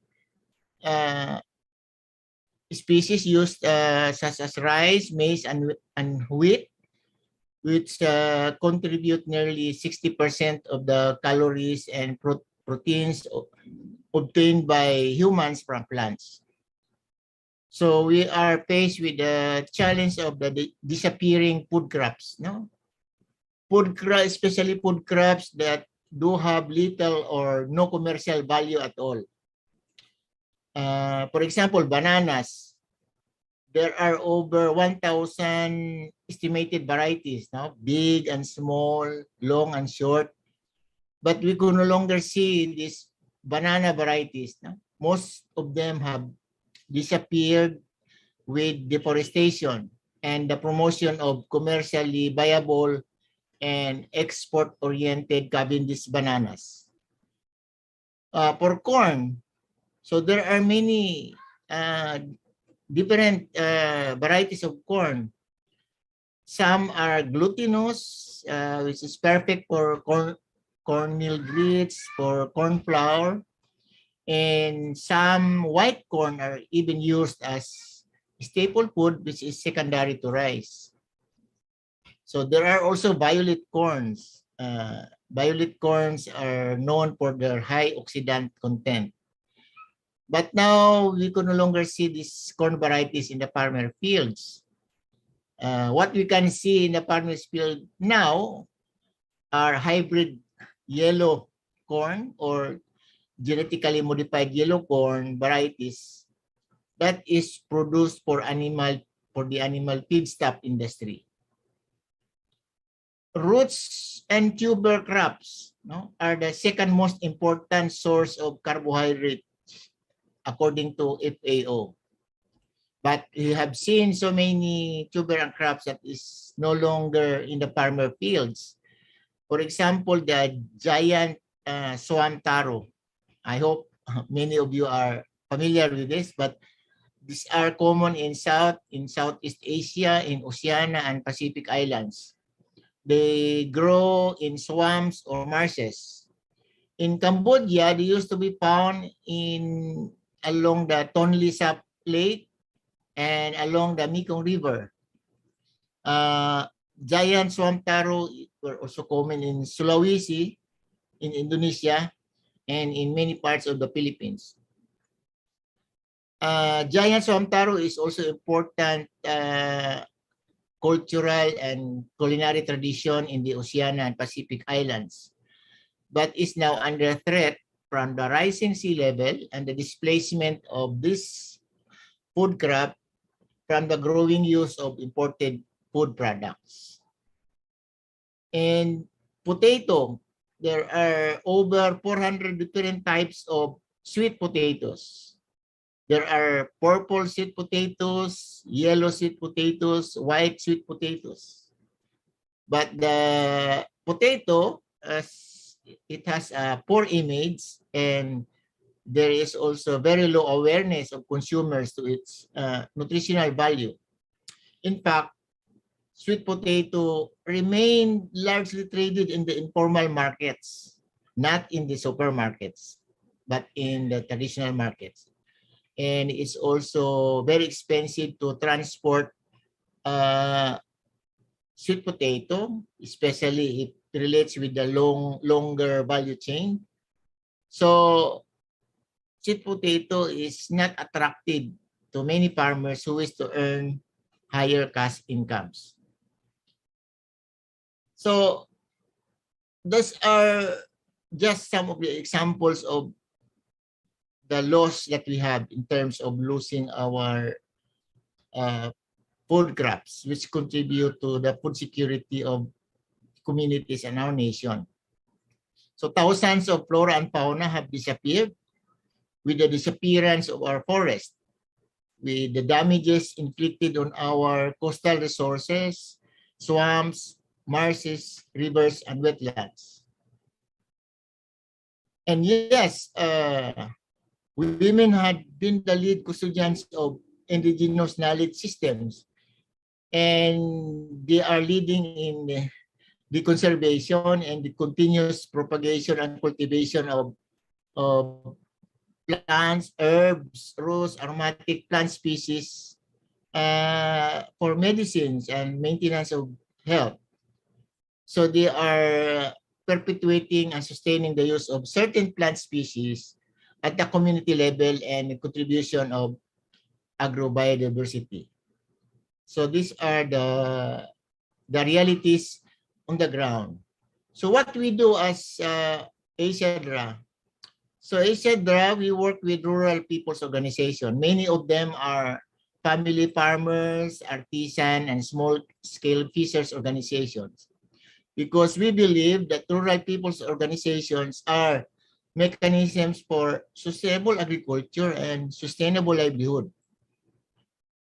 As an organization, we were given the opportunity as part of the Global Agricord Alliance. So we can provide financial grants and advisory services, and we do contribute to achieve the Aichi strategic goals and targets.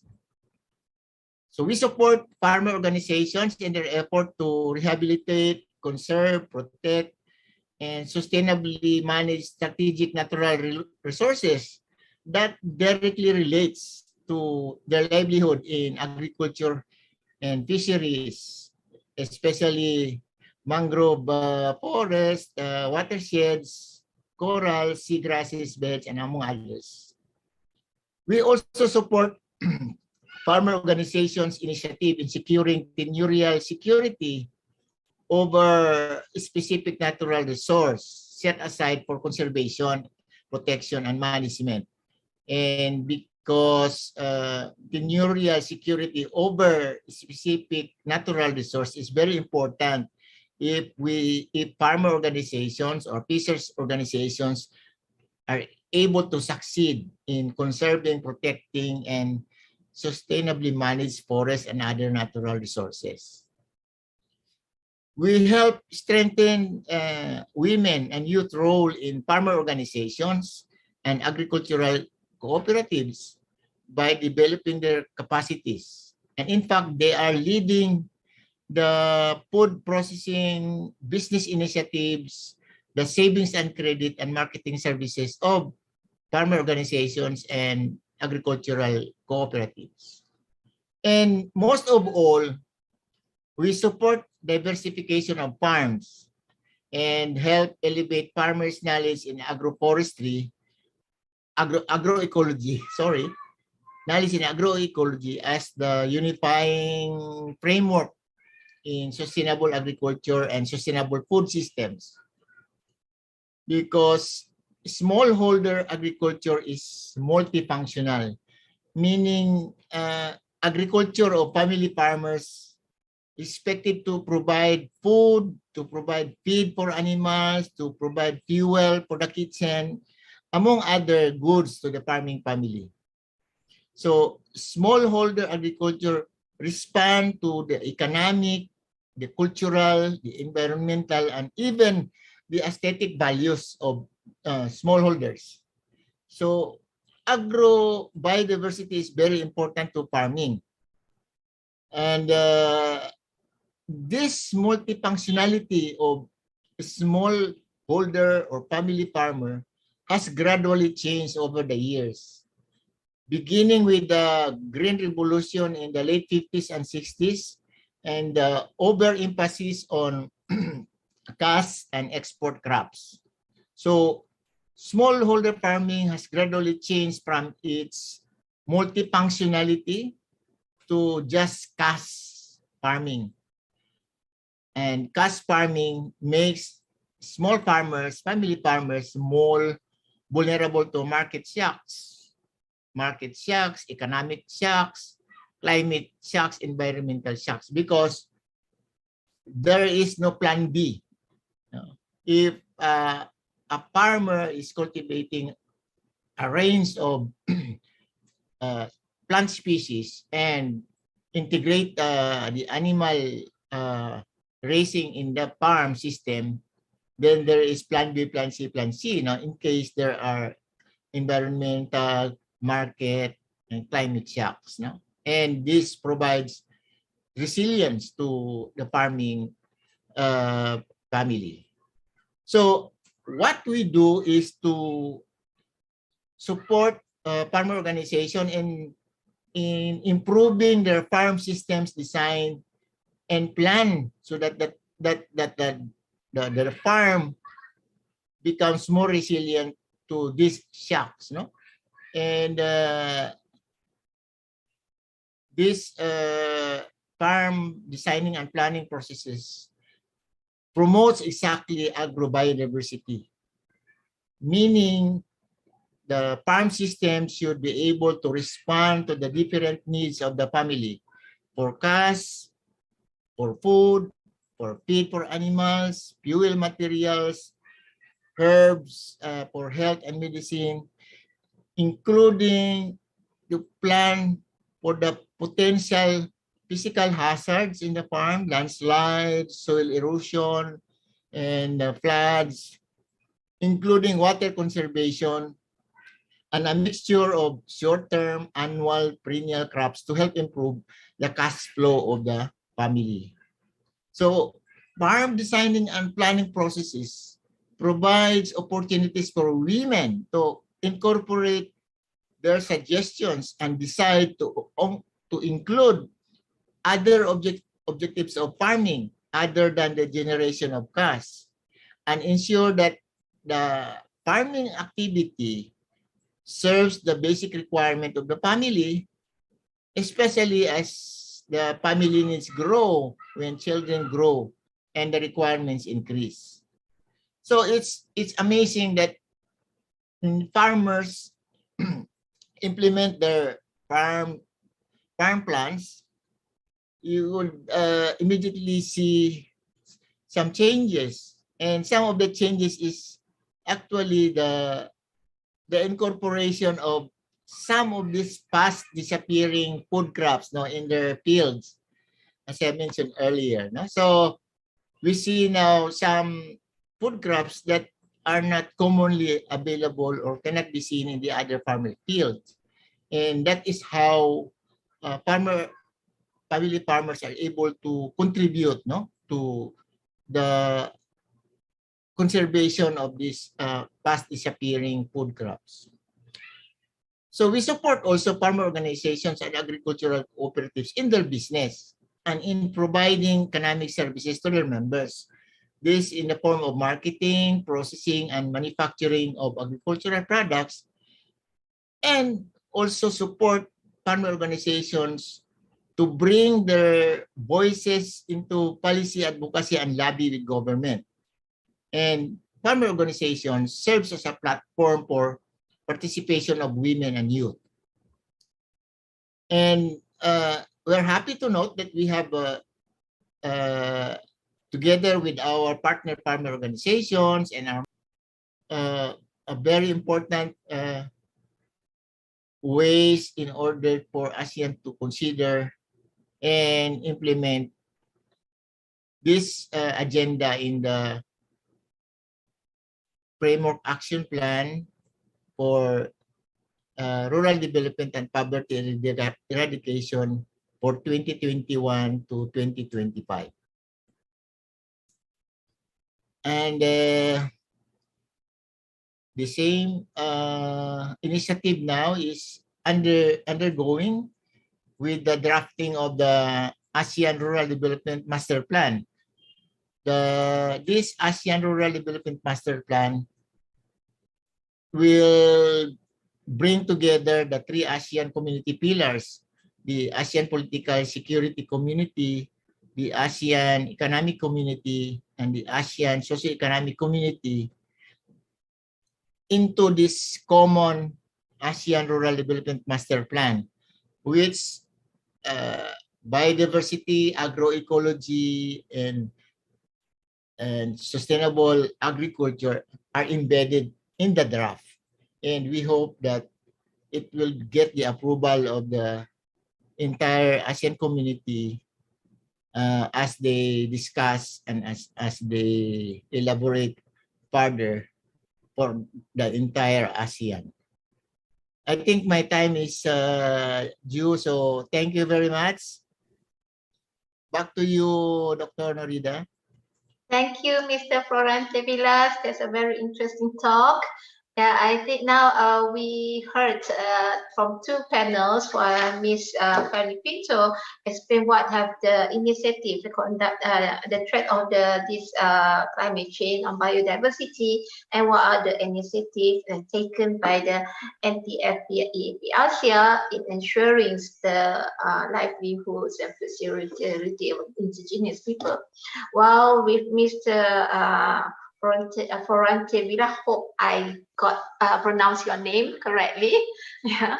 So already laid out the problems due to this the loss of the agrobiodiversity due to the food crop, and then we have a loss of food. The number of food species only a handful now that we are recognized, and the farmers actually are doing the tough job instead of what they used to be. So with that, I think now we are going to open for a discussions. And there are a few questions here already in here. So I think there is, as this workshop we are reading into on the agrobiodiversity, there is questions here. Maybe I'll give this question to Mr. Florante first. It's about it's many, including policy implementers, are not familiar with the term agrobiodiversity. Okay, what is the best way, or in the context relevant manners, to explain what agrobiodiversity is about? Well, actually, agrobiodiversity refers to the agricultural biodiversity. No? It's the diversity in the farm. That's how we understood biodiversity. The broader term is biodiversity that applies to the entire environment. But when we talk about agrobiodiversity, it refers to the specific to the agricultural landscape. Okay. Thank you. That's Mr. Florante. Okay, maybe if Ms. Fanny Pinto, do you want the technical scope and definition of agrobiodiversity, but we certainly, from our network's perspective, we want to see that the inclusion of wild foods, for example, to be part of that that scope, that definition, that it would not necessarily only be from the farms itself per se, but it would also mean the benefits from the whole management of the ecosystem, which are also harnessed and extracted primarily for food. Okay, thank you. So let's okay. This is a second question. Okay, I think can Miss Fenu, this for me, this is especially for you. Okay, you mentioned that ASEAN Working Group on Forestry, etc. What opportunity are there for indigenous women groups or their national and regional representatives to have a seat at the table of this regional intergovernmental working group? We also want to promote and help contribute for that emergence, for that to happen. But currently, in our experience, we do have a space to interact and engage with the ASEAN Working Group on Social Forestry, for example, through a platform called the Civil Society Organizations on Social Forestry in ASEAN, to which we have been having very positive engagements for at least 10 years already. Various issues from basically generally around social forestry promotion and development, and these are translated also in real partnerships in the different countries. So I would say indigenous peoples and local communities are already open to be engaged through this platform. It may not necessarily be an independent indigenous peoples forum, but it is a collective and open, inclusive forum. Okay, thank you very much. Okay, I think basically, it's already there. The indigenous peoples already in the seat of the table in discussions. Okay, I think I have another. I think this is. I think both of you can answer the questions. Okay, how do we help private citizens or small family ecotourism learn more about biodiversity? Is there information or content that they can get assistance from? Maybe for both from Asiadra and also from yourself, you can give information where you can get these contacts.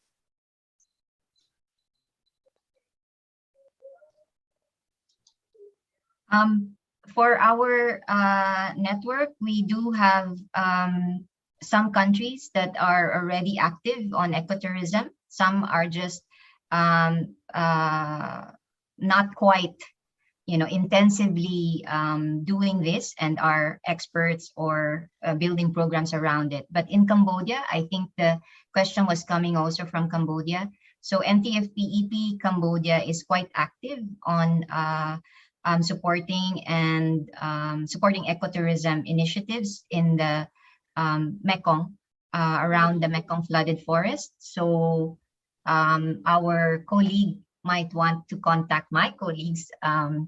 They have about at least 3 or 4 ecotourism areas around the Mekong flooded forest and Prelong region. So this ecotourism activity also includes the agrobiodiversity in the program. I think this is in our yes, in our context, yes, there's an overlap of complementarity of ecotourism with NTFP harvesting and marketing. Okay, so wild honey included. Okay, yeah, I see that. Okay, how about your organizations, Mr. Florence?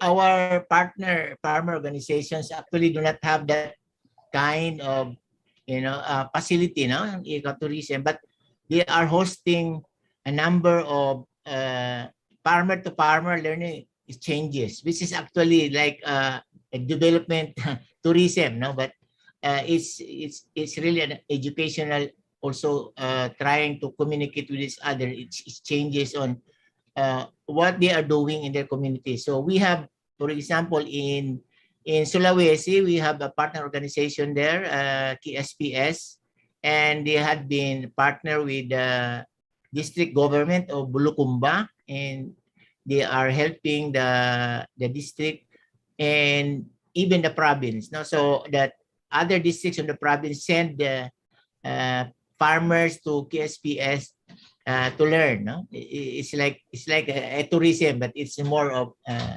learning exchanges, something like that. Okay, thank you.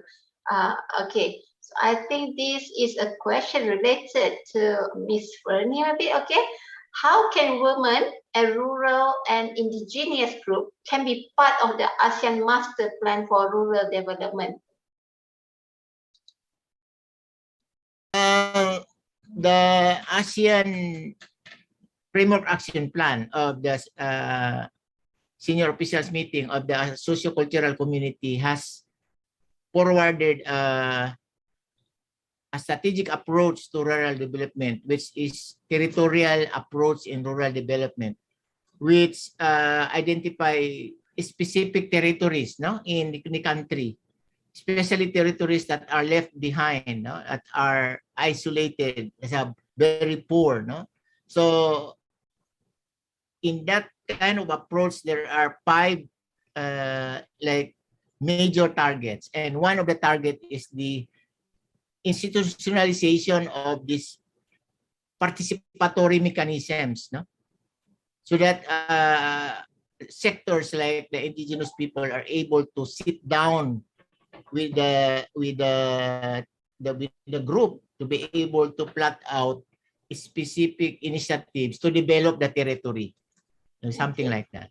Okay, yeah. Thank you. And this is, I think, this is related with the questions on the informations or agrobiodiversity for the small farm and then ecotourism. I think, well, I can, I mean, the participants also can ask the ACB, yeah, to contact the regions, answer who to contact the regions. I think can get to the ACBs, if I'm not mistaken. Yeah, that's what the message about. Okay. There's a few more questions here. Plantation owned by multinational corporation. There are also agricultural corporations that not only produce seeds, food, and pesticide, but also dictate the farmer what to consume. Okay, dictates us what to consume. How to encourage indigenous people to conserve the forest and recording their knowledge won't be enough without restrict those cooperation readiness. This is the comment. That means basically it suggested that we need to do more. And that currently we just encourage the indigenous people to conserve their forests and record their knowledge. What I would like to ask both, what should we do, to ensure that the indigenous people, the biodiversity of the forest, we not lose. We already lost most of them. How we want to make sure this not getting worse? So what can your ASIDRA or SEB or NTFP can do to ensure the biodiversity loss can be reduced? Maybe anyone wants to say? Miss Fanny? Yeah, I think on one of my slides, I spoke about solidarity, leadership, and capacity building. So pretty much this is also a very important aspect that needs support and actors on the ground to work on, and maybe even build programs around.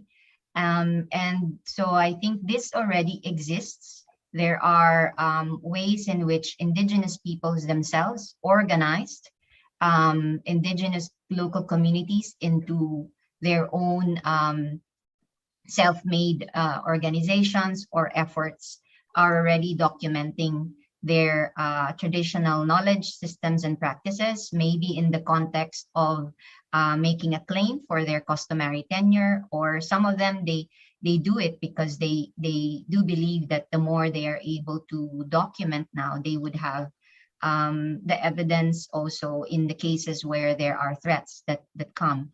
So some of these are systematized documentation.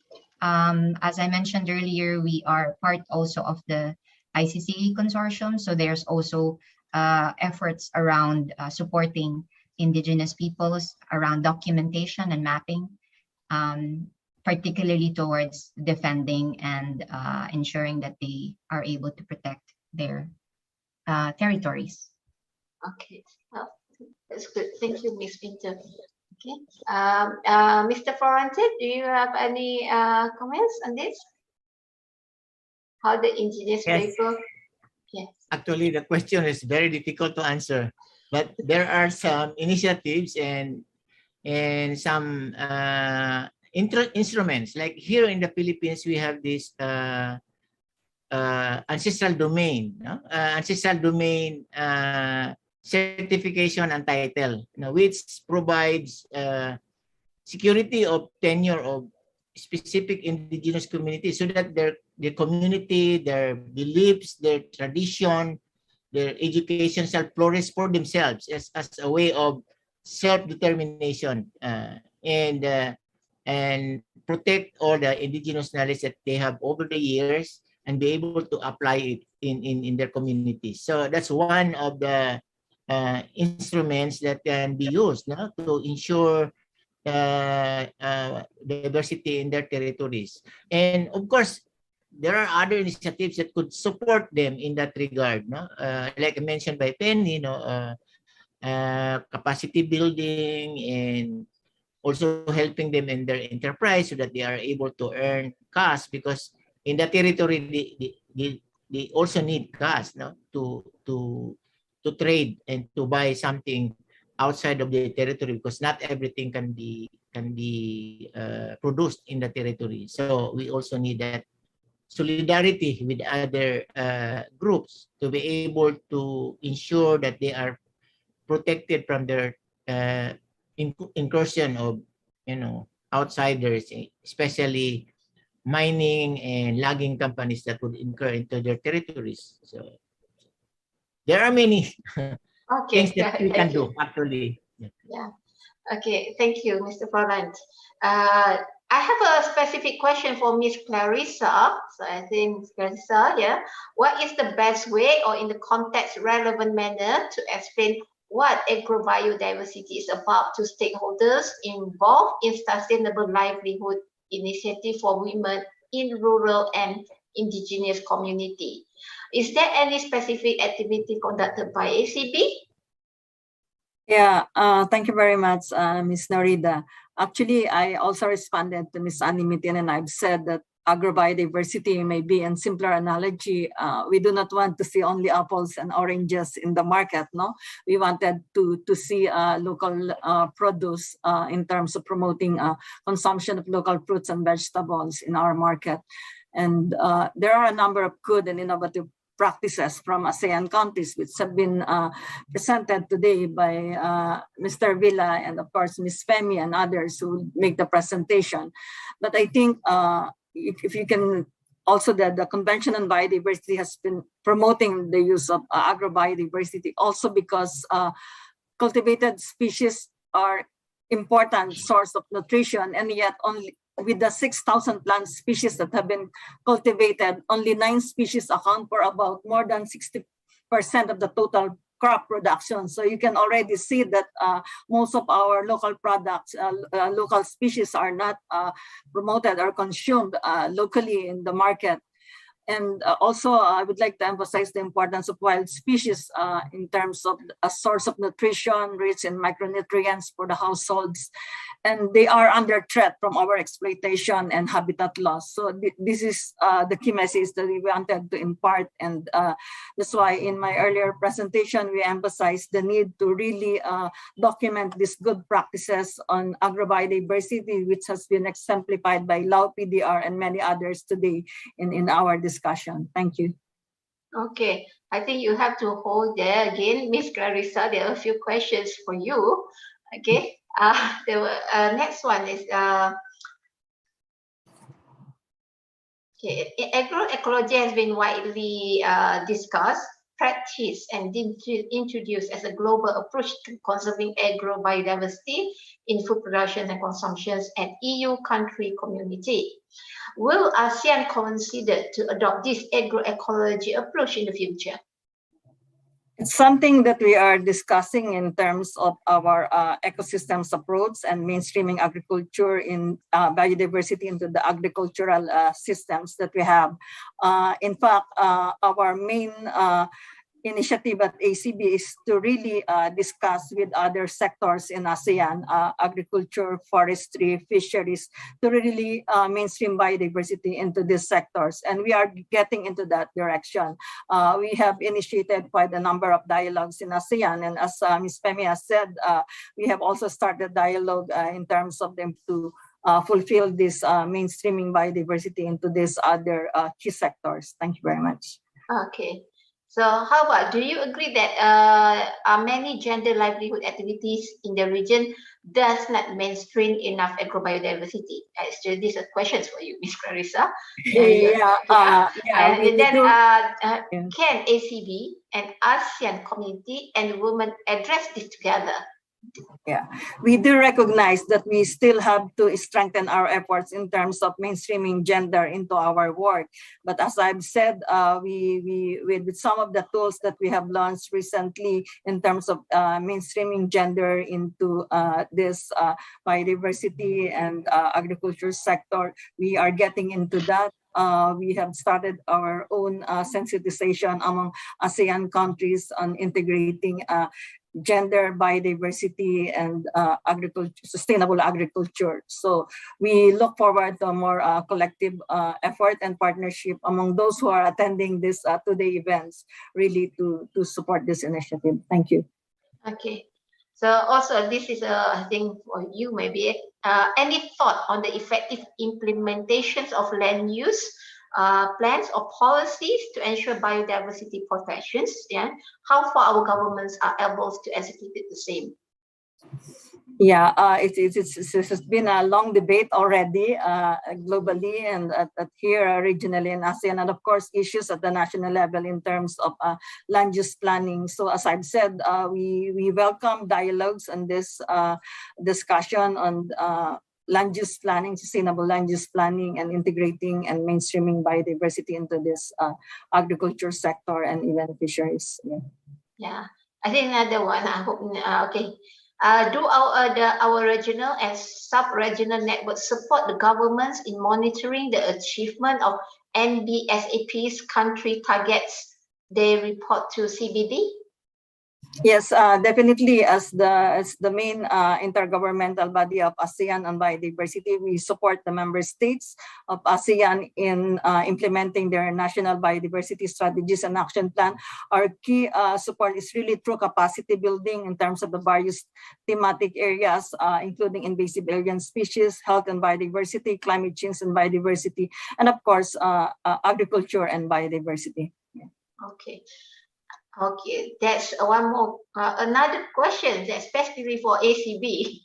Yeah.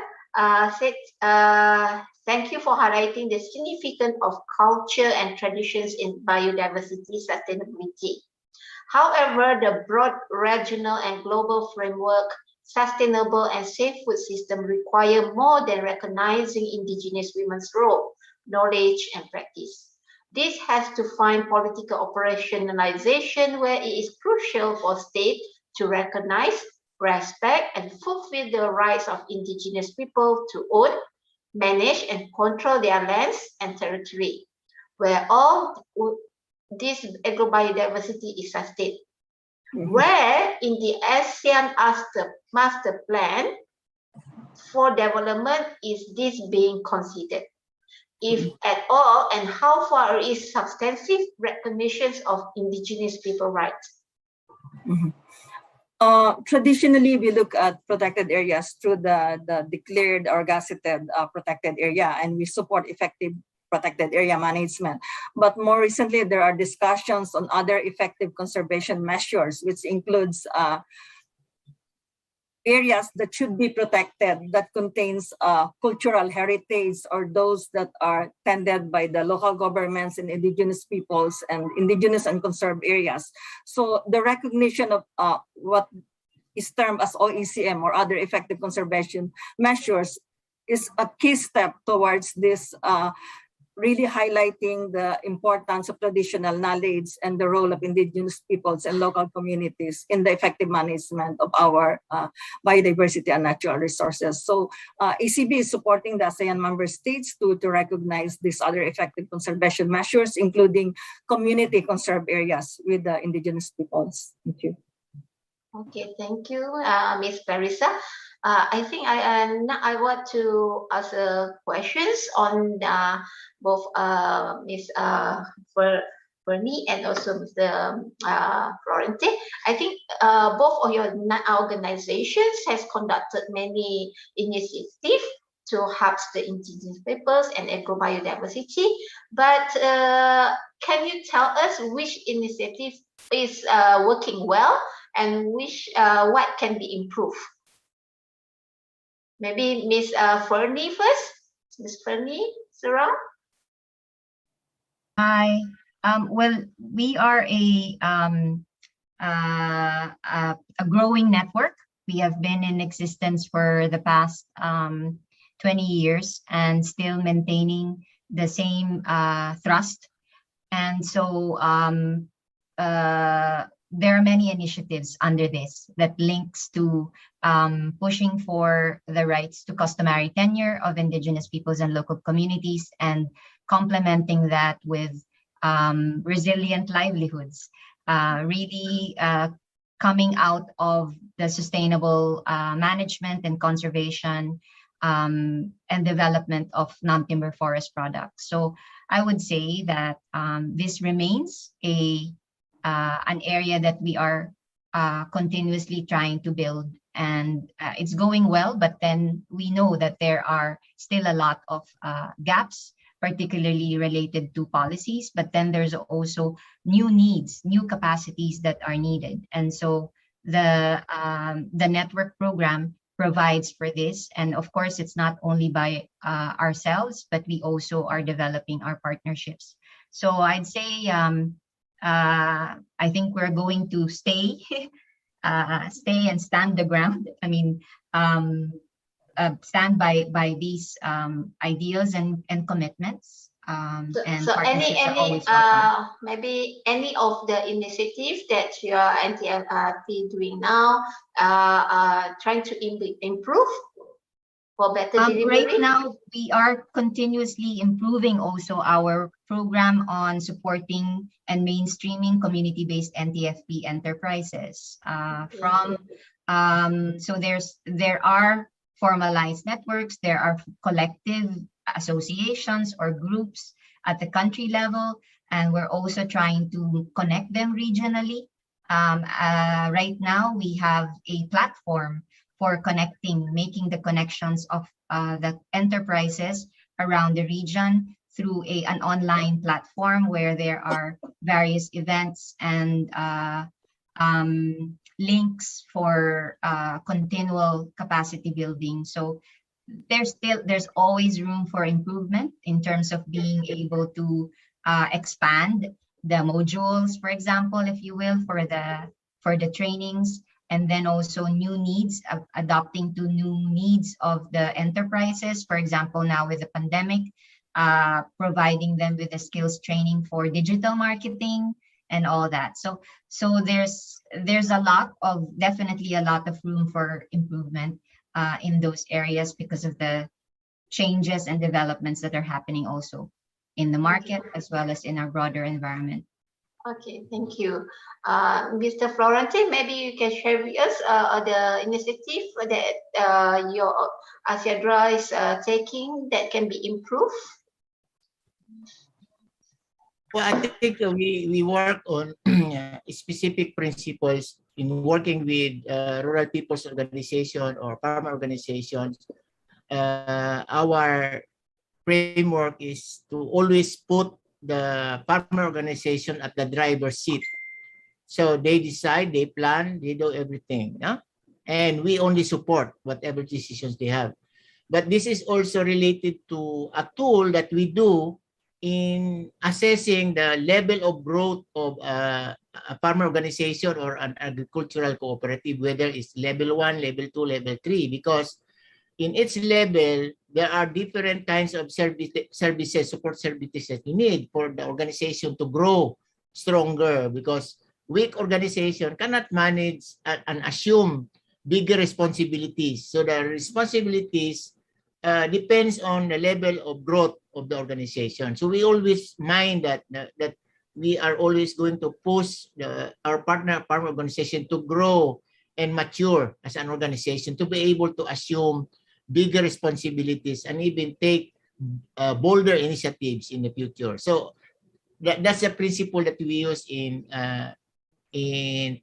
working with rural people's organization. And I think the way to improve that is also because alongside with the growth of rural people's organization, they have also some business enterprise related to that. And we are now trying to merge a tool that would assess the growth of the organization and as well as the growth of their enterprise and their relationship. So we are trying to figure it out. How are we going to measure those together? Thank you.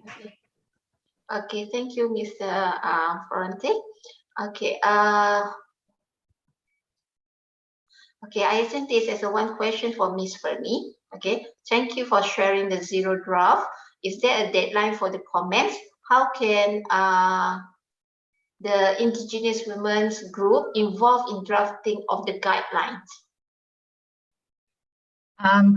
Yes, the zero draft is open for comments until January 22, but there will also be various consultations that will continue to happen from the first draft up to the second draft, and that would be from the period January to May. There are, for indigenous peoples, we are also currently linked through the Asia Indigenous Peoples Pact. So hopefully there would also be consultations, sub-consultations, if you will, so that we are sure that there are sufficient inputs coming from different stakeholders. Okay, thank you. So hope they will contact your organization. Yes. Okay, So I think this is okay. Maybe maybe Miss Clarissa. I don't know. Okay. Or maybe any of three of you can answer because they want to know if you can introduce any expert organization who's specializing in measuring the impact of agrobiodiversity integration into the farming landscape in terms of greenhouse gas emissions and soil fertility. So they need a reference of organizations. So any? Yeah, that's a difficult one, but indeed there are discussions in terms of impact assessment, and yeah, we together with our discussions with the Convention on Biodiversity, we are moving into that, and maybe later I will share with you some of the references and the discussions in terms of agrobiodiversity. But maybe just a final word from the ASEAN Center for Biodiversity in terms of what works.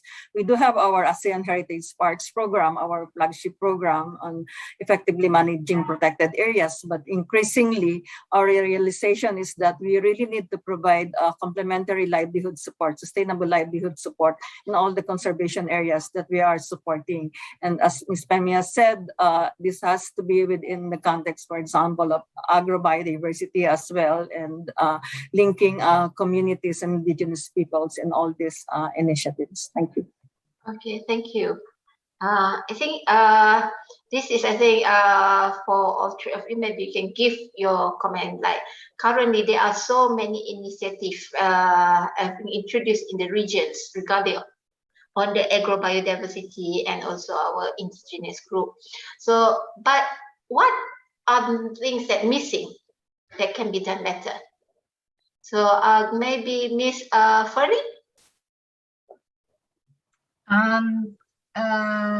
I think, well, I think there are many things that are still, there are still gaps, but I would just continue to emphasize on the need to continue with the organizing of the indigenous peoples and local communities themselves, to link with others outside of their communities. That is already happening at the regional level, because then the force of collective will also help move the policy changes. So I think more from the bottom, the grassroots, keep organizing, build your leadership, involve the youth, have women as leaders and mobilizers, and then we would have better and stronger policy engagements. Yeah. So. Okay, thank you, Ms. Penny. Mr. Florente? I think I support and agree with Penny, no? Because in many of the initiatives, what is lacking really is the component on organizing specific sector in agriculture, like women, youth, and farmers organizations and agricultural cooperatives. And this is an investment, no? To be able to develop mechanisms, no? These are sustainable mechanisms that continue to interact with nature on the ground level, and if they are not there, then we cannot help communities, because there is no mechanisms for our support at the community level. So organizing is a very important aspect in developing the communities. Okay, thank you. Maybe your thoughts from Clarissa? Yeah, thank you. As I've said earlier, it's really enhancing the cross-sectoral coordination among ASEAN, looking at agriculture, forestry, fisheries, and the environment, which the biodiversity conservation group is concerned, but also integrating it with the climate change. So there's really a need to enhance this cross-sectoral collaboration among the bodies of ASEAN. Thank you. Okay, thank you very much to all the panels today. I think that is for these sessions. answers, all the questions have been answered, hopefully. And basically, just to recap from all the speakers today, is talk about that agrobiodiversity is very important for the livelihoods of our indigenous people, and also to ensure that the food security is protected. So that's a lot of initiative. I'm impressed. There are a lot of initiative have been taken to ensure that this agrobiodiversity is protected, and where it's working on is this also to protect the indigenous works of the colleague by a diversifications of the activity in the farms already included. Sorry, I have a hand. So it's from Rosalind de la Rosa. Do you want to ask some questions? I will try to recap. Do you have a questions? You raise your hand. An earlier comment, thank you. Pardon?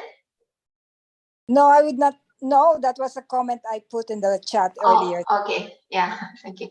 So I just want to recap. Basically, there are lots more work to be done in between either all the organizations and the ASEAN members, and working on the grassroots is very important. And the community must understand what's the problems, and all the information should be passed down to the grassroots to understand the problem, and because they are the persons who is the ones who doing the work on the ground and protected the biodiversity.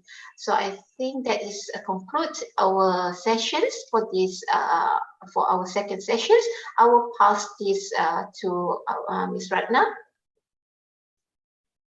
Thank you so much, Dr. Norida and Ms. Femi, Ms. Clarissa, and Mr. Florante for those engaging discussions. And yes, a lot of inputs and suggestion for entry points for representatives of regional and national indigenous and rural women's group to influence the process, so that their concerns are not just treated as one of my colleagues say samples, but actually truly engaging them to mainstream agrobiodiversity in their food for sustainable food systems. At this point, we did good in time, in terms of time. Thank you for that. We will now break right until 12:45 GMT +7, which is Bangkok time, and we will come back at 12:45 for the second panel session on agrobiodiversity, women and indigenous communities. We have 3 speakers, all women from AIPP, Asia Indigenous Peoples Pact, from the National SGP Coordinator from Malaysia, and also from our partner, Pakau Lao, Miss Andy. So we have 3 speakers who would share the session on agrobiodiversity, women and indigenous community. So we will see you back at 12:45 here, Bangkok time. So thank you very much. If you still have questions, and please continue to put it in the Q&A or the chat box, and we will try to field it to the moderator and to the panelists. Thank you, everyone.